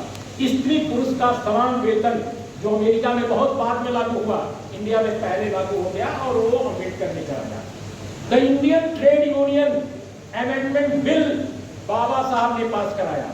भारत के श्रमिक कानून, जो कांग्रेसी भी ट्रेड यूनियन मूवमेंट में है, कम्युनिस्ट भी है, सोशलिस्ट भी है, लेकिन ये जो पहला कानून भारत में लागू हुआ था वो बाबा साहब के कानून लागू हुआ था। और एक और बात आपको सिर्फ बता दूं, भारत में पहली ट्रेड यूनियन जो सबसे शानदार एक्सेलेंट परफॉर्मिंग ट्रेड यूनियन कौन सी थी?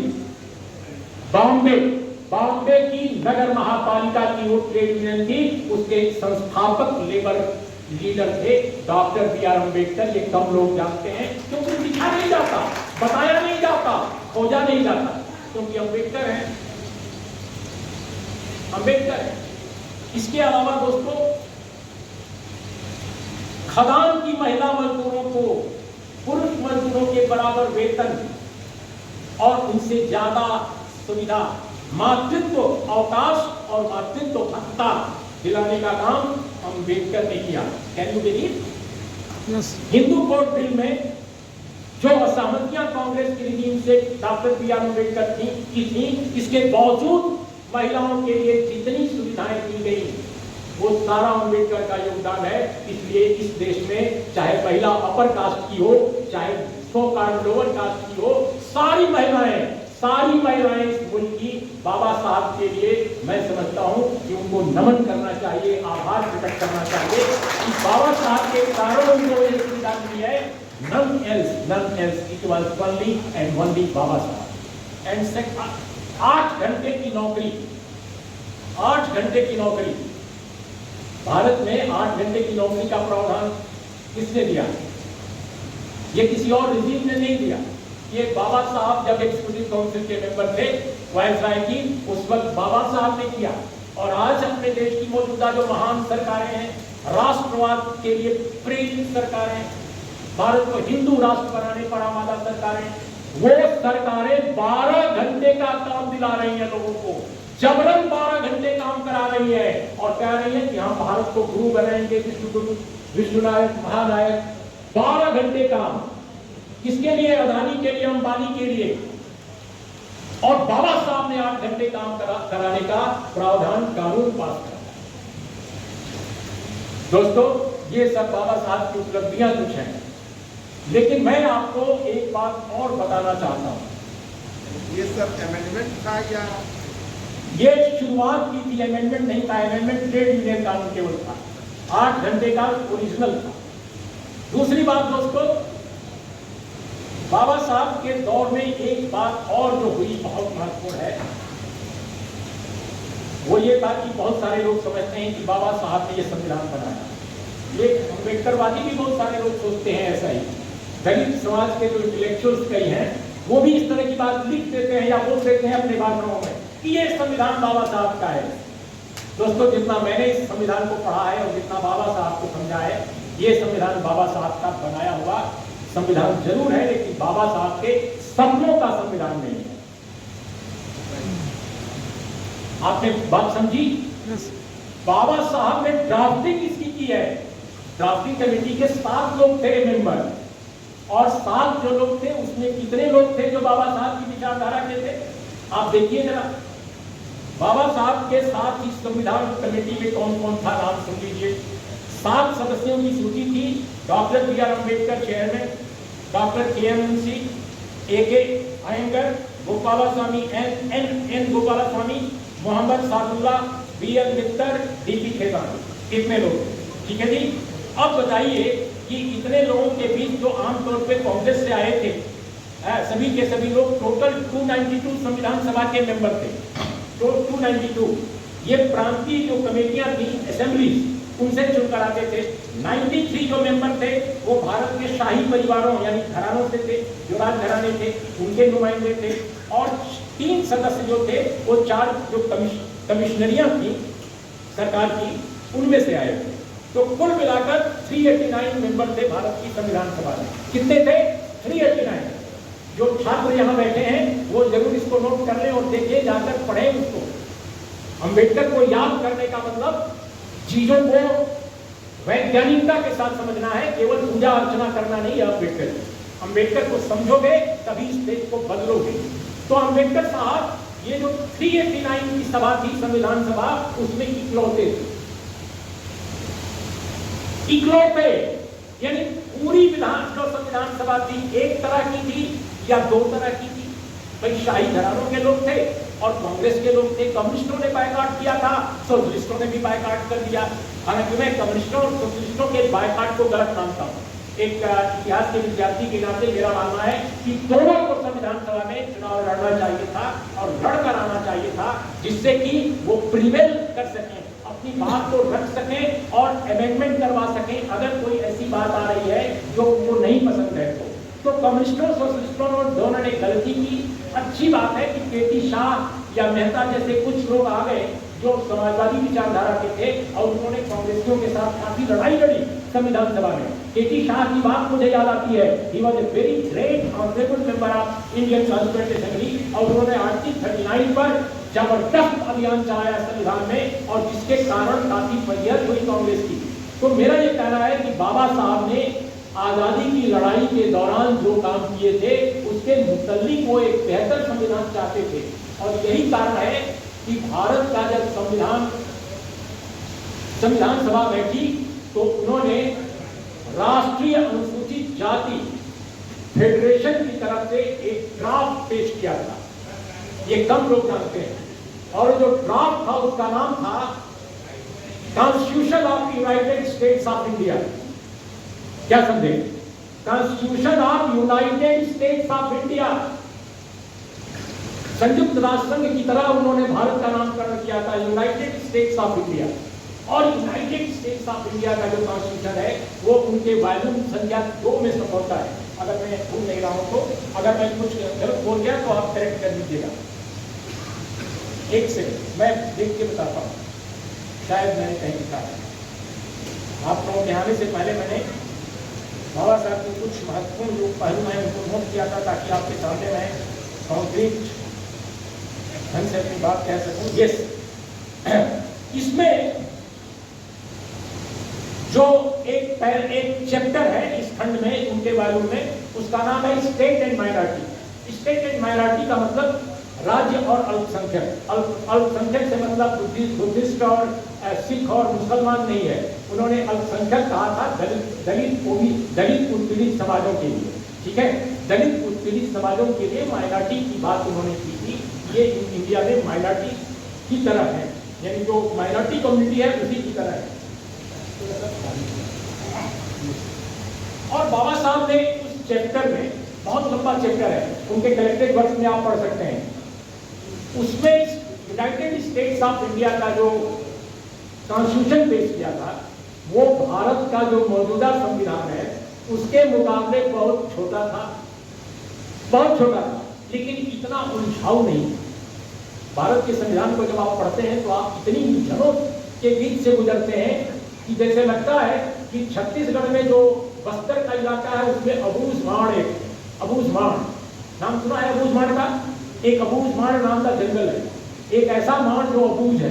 तो भारत के संविधान को पढ़ते हुए कई बार इस बात का एहसास होता है कि कहीं कुछ कहा गया है, कहीं कुछ कहा गया है, अबूझ जैसा लगता है। लेकिन कॉन्स्टिट्यूशन ऑफ अम्बेडकर जो यूनाइटेड स्टेट्स ऑफ इंडिया का संविधान है इतना सरल है, इतना सहज है, इतना कॉन्क्रीट है कि उसकी कल्पना नहीं की जा सकती है। और उस संविधान में उन्होंने ऐसी बातें भी कही हैं जो संविधान में वो नहीं कर पाए। संविधान में क्यों नहीं कर पाए? क्योंकि मेजॉरिटी जो थी कांग्रेस पार्टी की थी, या जो लिबरल्स थे, जो बड़े घरों से गए थे, एलीट थे समाज के, उन लोगों ने बनाया। और सच यह है कि भारत का वो एलीट ही था जो भारत की आजादी का इंटेलेक्चुअल लीडर था। तो कई बार डॉक्टर अम्बेडकर कहते थे कि भारत का जो अस्पृश्य है, भारत का जो उत्पीड़ित तबका है, उसको आजादी की लड़ाई की अगुवाई का मौका ही नहीं मिल रहा है। जब एक महान अम्बेडकर को नहीं मिला तो आम लोगों को मिल ही कैसे सकता था? अब आप कल्पना कर सकते हैं कि भारत में उस दौर में अम्बेडकर से ज्यादा विद्वतापूर्ण समझ रखने वाला व्यक्ति कौन था? मैं नहीं जानता, मैं सबका आदर करता हूं, लेकिन उतना बड़ा विद्वान कौन था कि जब ड्राफ्टिंग कमेटी के चेयरमैन के लिए चुनाव होने लगा कि भाई किसको नामांकित किया जाए, तो नेहरू और पटेल और आइगर ये सब लोग परेशान थे कि कौन किया जाए। तो उसमें फ्रांस, अमेरिका, वहां के भी कॉन्स्टिट्यूशनल एक्सपर्ट को लिस्ट में डाला गया था। जब गांधी जी के पास ये लोग सजेशन लेकर गए कि अमुक व्यक्ति को चेयरमैन बनाया जाए तो बापू कैसा रहेगा, तो वो गांधी जो अम्बेडकर से हमेशा नाराज रहते थे, और वो अम्बेडकर जो गांधी पर अक्सर हमले करते रहते थे, उन्हीं गांधी ने नेहरू और पटेल को कहा कि कहाँ दूर देश के आदमी को घूम रहे हो लेकर लालटेन, अपने अम्बेडकर से बढ़िया ड्राफ्टिंग कमेटी का चेयरमैन कौन हो सकता है? And it is the evidence of history, ये इतिहास का एक साक्ष्य है कि डॉक्टर अम्बेडकर को ड्राफ्टिंग कमेटी का चेयरमैन महात्मा गांधी के सजेशन पर बनाया गया। यह भी एक नई बात आपके सामने मैं आज पेश कर रहा हूं। तो इसको जरूर समझिए कि अम्बेडकर और गांधी के बीच में जो डिबेट थी, जो विवाद थे, उन विवादों के बावजूद दोनों का एक दूसरे के प्रति कितना सम्मान था। जब यरोना जेल में महात्मा गांधी अवध निर्वाचक मंडल के मामले में अनशन पर बैठ गए और किसी कीमत पर वो हटने को तैयार नहीं थे अपने अनशन से, तब अम्बेडकर जो लिखते हैं, वो दिल्ली के तिरुमूर्ति लाइब्रेरी में अभी भी वो डॉक्यूमेंट्स मिल सकते हैं आपको, और वो लिखते हैं कि मैं बाबू की जिंदगी को बहुत मूल्यवान समझता हूं। मैं हरगिज़ ये काम नहीं करूंगा जिससे उनकी जिंदगी प्रभावित हो। और अम्बेडकर अपने सपनों के उस महान फैसले को वापस कर लेते हैं और वो फिर रिजर्वेशन के लिए तैयार हो जाते हैं। तो ये है अम्बेडकर। और भारत के संविधान में दोस्तों आप सब जानते हैं कि जो एफर्मेटिव एक्शन यानी आरक्षण की जो सैद्धांतिकी आई, वो सिर्फ इस देश के एक आदमी के कारण आई, और उस आदमी का नाम है डॉक्टर बी आर अम्बेडकर। यहां तक कि जो पिछड़े वर्ग के लोग हैं, पिछड़े वर्ग के लोग ओबीसी, जो हाल तक डॉक्टर अम्बेडकर को अपना नहीं समझते थे या डॉक्टर अम्बेडकर के बारे में बिल्कुल अनभिज्ञ रहते थे, ओबीसी के लोग, ओबीसी का भारत में जो रिजर्वेशन आया है वो भले डॉक्टर वीपी सिंह के दौरान आया, मंडल कमीशन की रिपोर्ट के बाद आया, लेकिन उसका रास्ता किसने बनाया? डॉक्टर बी आर अम्बेडकर ने। आर्टिकल 340 के जरिए, भारत के संविधान की आर्टिकल 340 न होती तो ओबीसी के लिए रिजर्वेशन का संभव ही नहीं था। इट इज आर्टिकल 340 जो पांच बनाती है भारत में ओबीसी के रिजर्वेशन के लिए। और ओबीसी का रिजर्वेशन का जो मसला था, बहुत कम लोगों को ये अंदाज है कि जब बाबा साहब ने नेहरू कैबिनेट से कानून मंत्री के रूप में इस्तीफा दिया था, तो वो हिंदू कोड बिल के नाम पर नहीं केवल दिया था। हिंदू कोड बिल एक मुद्दा था, 3 मुद्दे थे उनके इस्तीफे के। वो इस्तीफे को है, वो अभी सुरक्षित है हमारे अभिलेखागारों में, इस्तीफे की कॉपी, और वो जो है आपको इंटरनेट पर मिल जाएगी, पढ़ने की जरूरत है। डॉक्टर अम्बेडकर का इस्तीफा जो भारत की सरकार से था कानून मंत्री के पद से, वो 3 मुद्दों पर था। पहला मुद्दा था हिंदू कोड बिल, दूसरा मुद्दा था भारत की गलत विदेश नीति, और तीसरा मुद्दा था रिजर्वेशन का और आर्टिकल 340 की अनदेखी का। उन्होंने कहा कि जो समाज के अन्य उत्पीड़ित तबके उनके आरक्षण का रास्ता साफ करने के लिए आर्टिकल 340 के तहत कमीशन बनाने की जो बात की गई थी, उस कमीशन बनाने की बात को मौजूदा सरकार नजरअंदाज कर रही है। ये आरोप लगाया नेहरू सरकार पर, और इसके बाद उन्होंने त्याग पत्र दिया था। ये थे अम्बेडकर। तो अम्बेडकर को एक पर्सपेक्टिव में समझा जाना चाहिए, एक पूरी मुकम्मल टोटलिटी में समझा जाना चाहिए। और दोस्तों बिल्कुल आखिर में मैं यूनाइटेड स्टेट्स ऑफ इंडिया का जो कॉन्स्टिट्यूशनल एक मॉडल पेश किया था अम्बेडकर ने, जो उनके सपनों का संविधान था, उसकी कुछ बारीक चीजों को मैं आपको समझाना चाहता हूँ। उन्होंने क्या कहा, इसका मतलब यह है कि डॉक्टर अम्बेडकर जो आज का भारत का संविधान है उसमें भी ये चीजें जोड़ना चाहते रहे होंगे, लेकिन उनके पास मेजॉरिटी नहीं थी। उनके पास मेजॉरिटी नहीं, वो चीजें कैसी आती? वो था इसी संविधान में, वो कहते हैं अपने संविधान में कि भारत में जितने प्रमुख उद्योग हैं, उपक्रम हैं, उन सबका स्वामित्व राज्य का होगा। राज्य मतलब राज्य सरकार नहीं, स्टेट, इंडियन स्टेट, यानी जो पब्लिक सेक्टर में सारे उपक्रम होंगे, ये डॉक्टर अम्बेडकर कहते हैं। आप कल्पना कीजिए कि फ्रांस में जो बातें कही गई थी क्रांति के दौरान, वो जब अक्टूबर रिवॉल्यूशन रूस में जो बातें कही गई थी वो, 1949 की चीनी क्रांति में जो बातें कही गई थी वो, और डॉक्टर अम्बेडकर की इस बात में कितनी समानता है। दूसरी बात जो उन्होंने बात एक कही, जिसका चौथा पैरा, कृषि जो है भारत में वो राज्य का उद्योग होगी। ये उनकी लाइन में बोल रहा हूं, कृषि राज्य का उद्योग होगी। राज्य अर्जित भूमि को मानक आकार में फार्मों में बांटकर गांव के निवासियों को पट्टेदार के रूप में राज्य बांटेगा। फॉर्म पर खेती बाड़ी सामूहिक फॉर्म के रूप में होगी। ये अद्भुत रिफॉर्म का मॉडल था दोस्तों। और ये लैंड टू द टीलर जो कम्युनिस्टों का आह्वान एक नारा होता है, उससे भी ज्यादा रेडिकल था। और अगर ये लैंड रिफॉर्म मुकम्मल होता, अगर ये लागू होता, तो भारत में जाति व्यवस्था को तोड़ने में भी बहुत आसानी होती, क्योंकि सामंती भूमि संरचना भारत में जाति व्यवस्था को बनाए रखने में बहुत ज्यादा मददगार रही है। लेकिन अम्बेडकर की इस बात को कौन सुनता और कौन सुनेगा?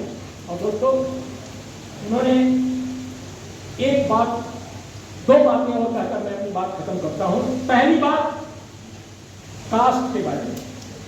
इस पर दोस्तों मैं चाहूंगा कि आप लोग इस विश्वविद्यालय के लोग जो बाबा साहब के नाम पर बने विश्वविद्यालय के छात्र शिक्षक हैं, एनिमेशन ऑफ कास्ट जरूर अपने पास घर पे रखिए। जाति का विनाश जो किताब है वो इस देश की महानतम पुस्तिका है। ये एक भाषण था जो नहीं हो सका, उस किताब को जरूर पढ़िए। इस देश का कोई ऐसा धर्म ग्रंथ नहीं है, कोई ऐसा महान ग्रंथ नहीं है जिसमें इतनी क्षमता भारत में डेमोक्रेसी बनाने की है जितनी जाति का विनाश में। ये मैं दावे के साथ कह सकता हूं। और जो व्यक्ति कह रहा है, इसने गीता भी पढ़ा है, कुरान भी पढ़ा है, बाइबल भी पढ़ा है, रामायण भी पढ़ा है। इसलिए मैं इसको ईमानदारी से अपनी बात कह रहा हूं, अपने दिल से कह रहा हूं कि जाति का विनाश जो पुस्तिका है वो किसी धर्म ग्रंथ से भारत के डेमोक्रेसी के लिए, रिपब्लिक बनाने के लिए ज्यादा महान किताब है। और वो जातियों के खिलाफ है, वो किसी जाति के पक्ष में नहीं है, वो जातियों के दंश को सबसे बेहतर ढंग से समझती है। तो एक तो इस बात को कहकर मैं अपनी बात खत्म करूंगा कि उनका कहना था कि इस देश में डेमोक्रेसी सर्वाइव ही नहीं कर सकती अगर वर्ण व्यवस्था जारी रहती है। वर्ण व्यवस्था के जारी रहते हुए democracy is not possible in any society whether it is India और एनी अदर कंट्री। और वो बात सच साबित हो रही है। और दूसरी बात जो उन्होंने कही, जो मेरे आज के वक्तव्य का आखिरी बात है, इस समय तमाम रंग बिरंगे बाबा आपके समाज में घूम रहे हैं। ये वो देश, इस देश का ये वो प्रदेश है जहां महानतम बाबा पैदा हुए, और अगर पैदा नहीं हुए तो आकर यहां काम किए। एक थे बाबा सहजानंद सरस्वती, हमारे जिले में पैदा हुए जहां मेरी पैदाइश हुई, गाजीपुर। मेरे जिले से आकर बिहार में उन्होंने काम किया, किसानों में अंग्रेजी हुकूमत से लड़ाई में किसानों का साथ किया, यहां तक कि बाद के दिनों में भी जूझते रहे और किसानों के मसीहा बन गए। एक बाबा वो थे, क्या पढ़ाई लिखाई व्यक्ति की थी, क्या विद्वता थी, क्या भाषा थी, क्या गरिमा थी, क्या महानता थी, क्या दिव्यता थी। एक और बाबा हुए जो मेरे पड़ोस में हुए पैदा, उनका नाम था बाबा राहुल संकृत्यायन। वो भी आपके बिहार की कर्मभूमि पर रहे, इसी बिहार की कर्मभूमि पर, और जिन पर मैंने एमफिल किया है। मेरा जो एमफिल डिसर्टेशन है वो राहुल संकृत्यायन पर है। वाणी प्रकाशन की किताब भी छपी है मेरी 1993 में राहुल जी पर। और वो राहुल बिहार की कर्मभूमि बिहार को बनाया। और आश्चर्यजनक है बिहार के लिए कि वहां ऐसे ऐसे बाबा आ रहे हैं, इन बाबाओं के प्रदेश में, इन बाबाओं की कर्मभूमि में, जिन्हें न शब्द मालूम है, न अर्थ मालूम है, जिन्हें न समाज मालूम है, न वेद मालूम है, जिन्हें न ईश्वर के बारे में मालूम है, न प्रजा के बारे में मालूम है, जिन्हें न धर्म के बारे में मालूम है, न कर्म के बारे में मालूम है। बस वे राजनीति के झुंझुने, वो किसी न किसी राजनीति के झुंझुने, और ऐसे झुंझुनों से सावधान रहने की जरूरत है। जो खुलेआम कह रहा है, खुलेआम कह रहा है कि इस देश को हिंदू राष्ट्र बनाना है, और कोई कुछ नहीं कर पा रहा है। कमाल है। मैं नाम नहीं लेता, मैं अच्छे लोगों का नाम लेता हूं, विद्वानों का नाम लेता हूं, माफ कीजिएगा, मैं नाम नहीं लूंगा किसी का। लेकिन पंजाब में ऐसा ही एक व्यक्ति खालिस्तान की बात करता है तो देशद्रोही बनाकर उसको गिरफ्तार कर लिया जाता है। और एक आदमी बिहार में, छत्तीसगढ़ में, महाराष्ट्र में घूम घूम कर कहता है कि वो हिंदू राष्ट्र बनाएगा, और उसे सिंहासन पर बैठा दिया जाता है। कमाल, आरती उतारी जाती है बड़े बड़े लोगों द्वारा। कमाल है, कमाल है। बेशर्मी की हद है एक ऐसे राज्य में जहां शाहजहां, जहां राहुल शांति जैन की जो कर्मभूमि है, जहां इस कैंपस में दिनकर जी की मूर्ति मैंने मॉर्निंग वॉक में देखी है, जहां पर राम वृक्ष गरीबपुरी हुए, जहां पर एक से एक महान लोग हुए, कर्पूरी ठाकुर जी हुए, जहां भूपेन्द्र नारायण मंडल हुए, जहां शिवलानी जी का भी मैंने देखा। आप ऐसे प्रदेश में हैं तो आपको अपनी गौरवशाली परंपरा पर कोई शर्म नहीं है कि कैसे वो उस पर धब्बे लगाए जा रहे हैं। मुझे तो आश्चर्य होता है। तो दोस्तों, हिंदू राष्ट्र के बारे में अम्बेडकर का क्या कहना था, ये कहकर मैं अपनी बात आज खत्म करूंगा। दोस्तों, अम्बेडकर ने अपने खंड 15 में कलेक्टेड वर्क्स का वॉल्यूम नंबर 15 जरूर आप लोग पढ़िए। वॉल्यूम नंबर 15 बाबा साहब कलेक्टेड वर्क्स, उसमें उन्होंने हिंदी का, उसमें उन्होंने कहा कि अगर वास्तव में हिंदू राष्ट्र भारत बनता है, जरा पीछे आवाज नहीं भाई, बिल्कुल आखिर में अंत कर रहा हूं। वो कहते हैं कि भारत अगर वास्तव में हिंदू राष्ट्र बन जाता है तो वह निस्संदेह इस देश पर एक बड़ा खतरा होगा। हिंदू कुछ भी कहें, लेकिन उनका जो हिंदुत्व है वो स्वतंत्रता, समता और भाईचारे के लिए खतरा है। ये बाबा साहब कह रहे हैं।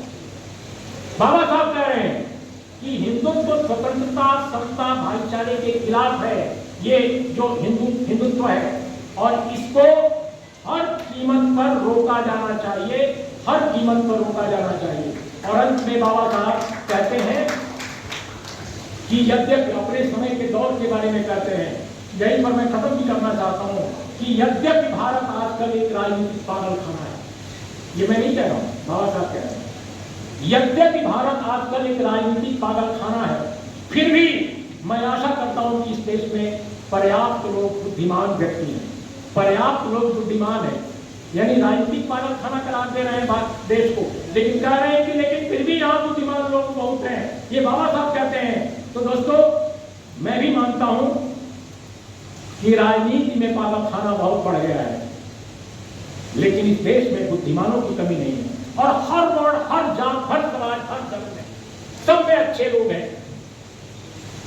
जरूरत इस बात की है कि हर जाति, हर बिरादरी, हर समाज, हर प्रदेश के अच्छे लोग यूनाइट हों और यूनाइट होकर देश को बचाएं, क्योंकि देश वाकई खतरे में है। ये केवल नारा नहीं है कि देश खतरे में है, सचमुच खतरे में है। डिसइंटीग्रेट तो मैं नहीं कहूंगा, लेकिन डेमोक्रेसी डिसइंटीग्रेट हो रही है, विघटन डेमोक्रेसी का हो रहा है, और वो एक देश के लिए बड़ा खतरा है। अगर आप संविधान को बचाना चाहते हैं, देश को बचाना चाहते हैं, डेमोक्रेसी को बचाना चाहते हैं, तो बाबा साहब के इन शब्दों पर ध्यान देना होगा, जिससे कि हम ताकत बटोर सकें। नमस्कार, आदाब, सत श्री अकाल। राजनीतिक पागलखाना में अम्बेडकर को समझोगे तभी देश को बदल सकोगे। अभी आपने सुना हमारे बीच दिल्ली से आए इंटरनेशनल स्तर के जर्नलिस्ट मान्यवर उर्मिलेश साहब को अभी हम सुन रहे थे, और 1 घंटा से अधिक उन्होंने इस कार्यक्रम में समय दिया। और समय अब कार्यक्रम समाप्ति की तरफ हम बढ़ते चलेंगे। अब हम अंत में इस कार्यक्रम के अध्यक्ष और विश्वविद्यालय के विद्वान कुलपति डॉक्टर प्रोफेसर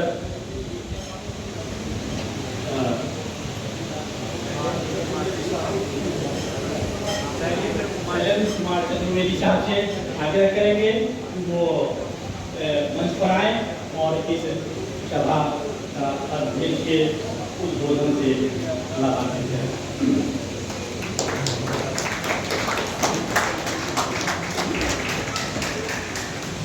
बहुत बहुत धन्यवाद संचालक महोदय जी।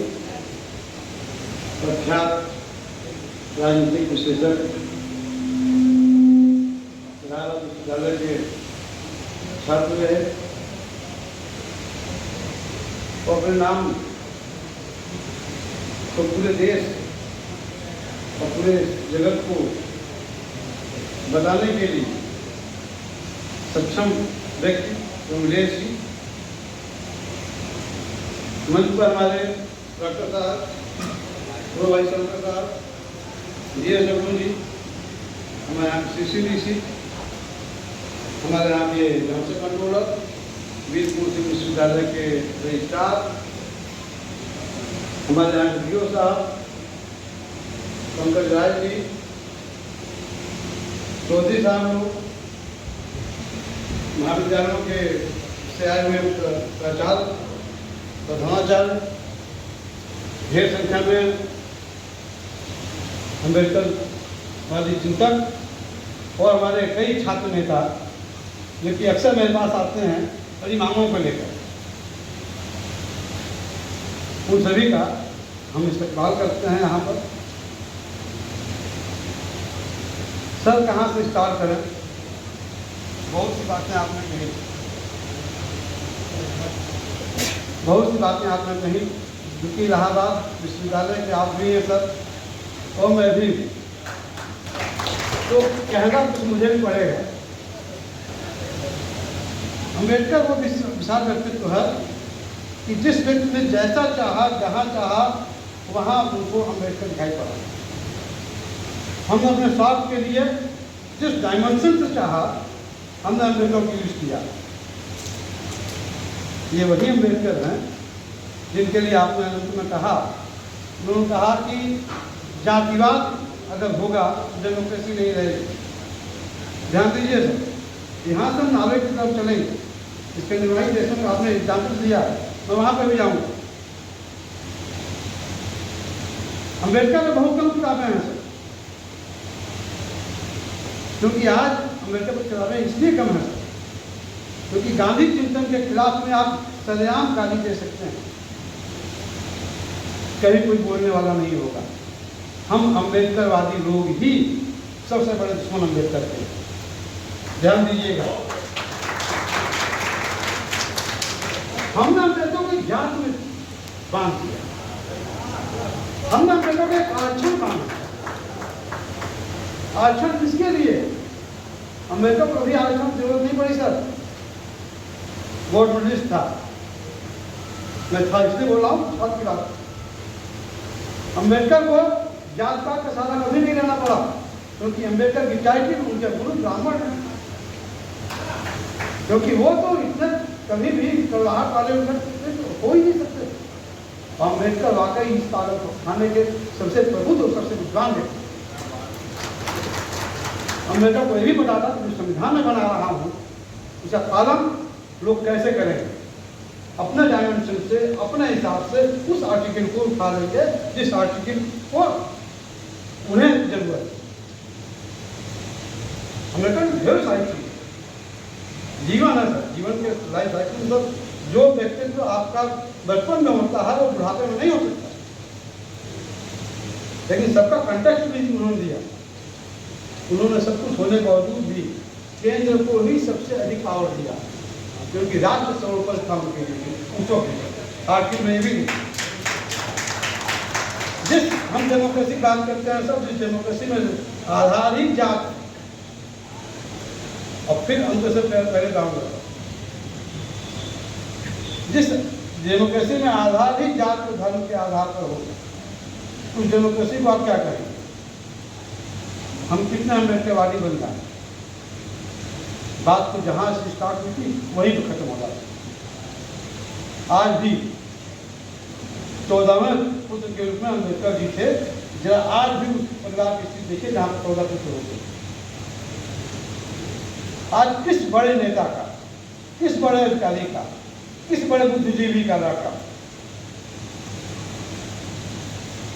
आम विश्वविद्यालयों में पढ़ रहा है।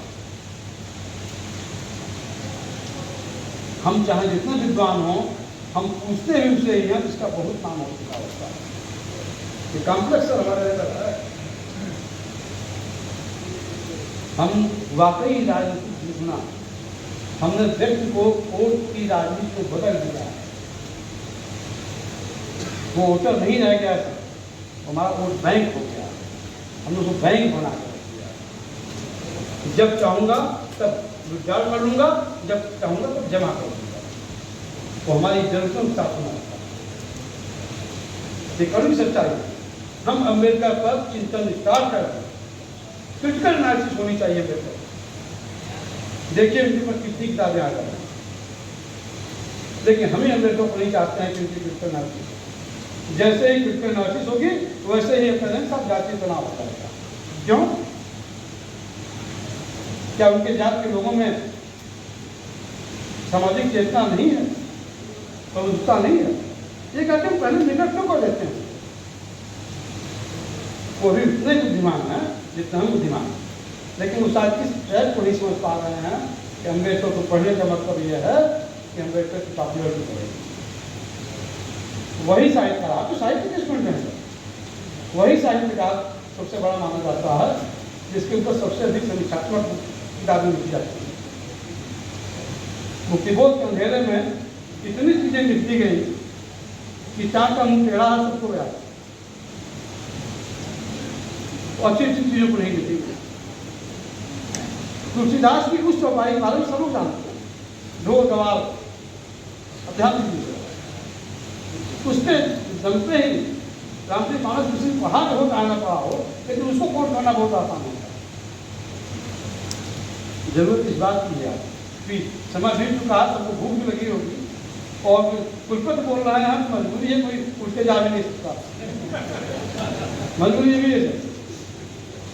तो मैं ये नहीं कहूँगा, मैं तो आज आपको सुनने ही आया था, आज मैं सुन के जा रहा हूँ और सुनूंगा भी हमेशा।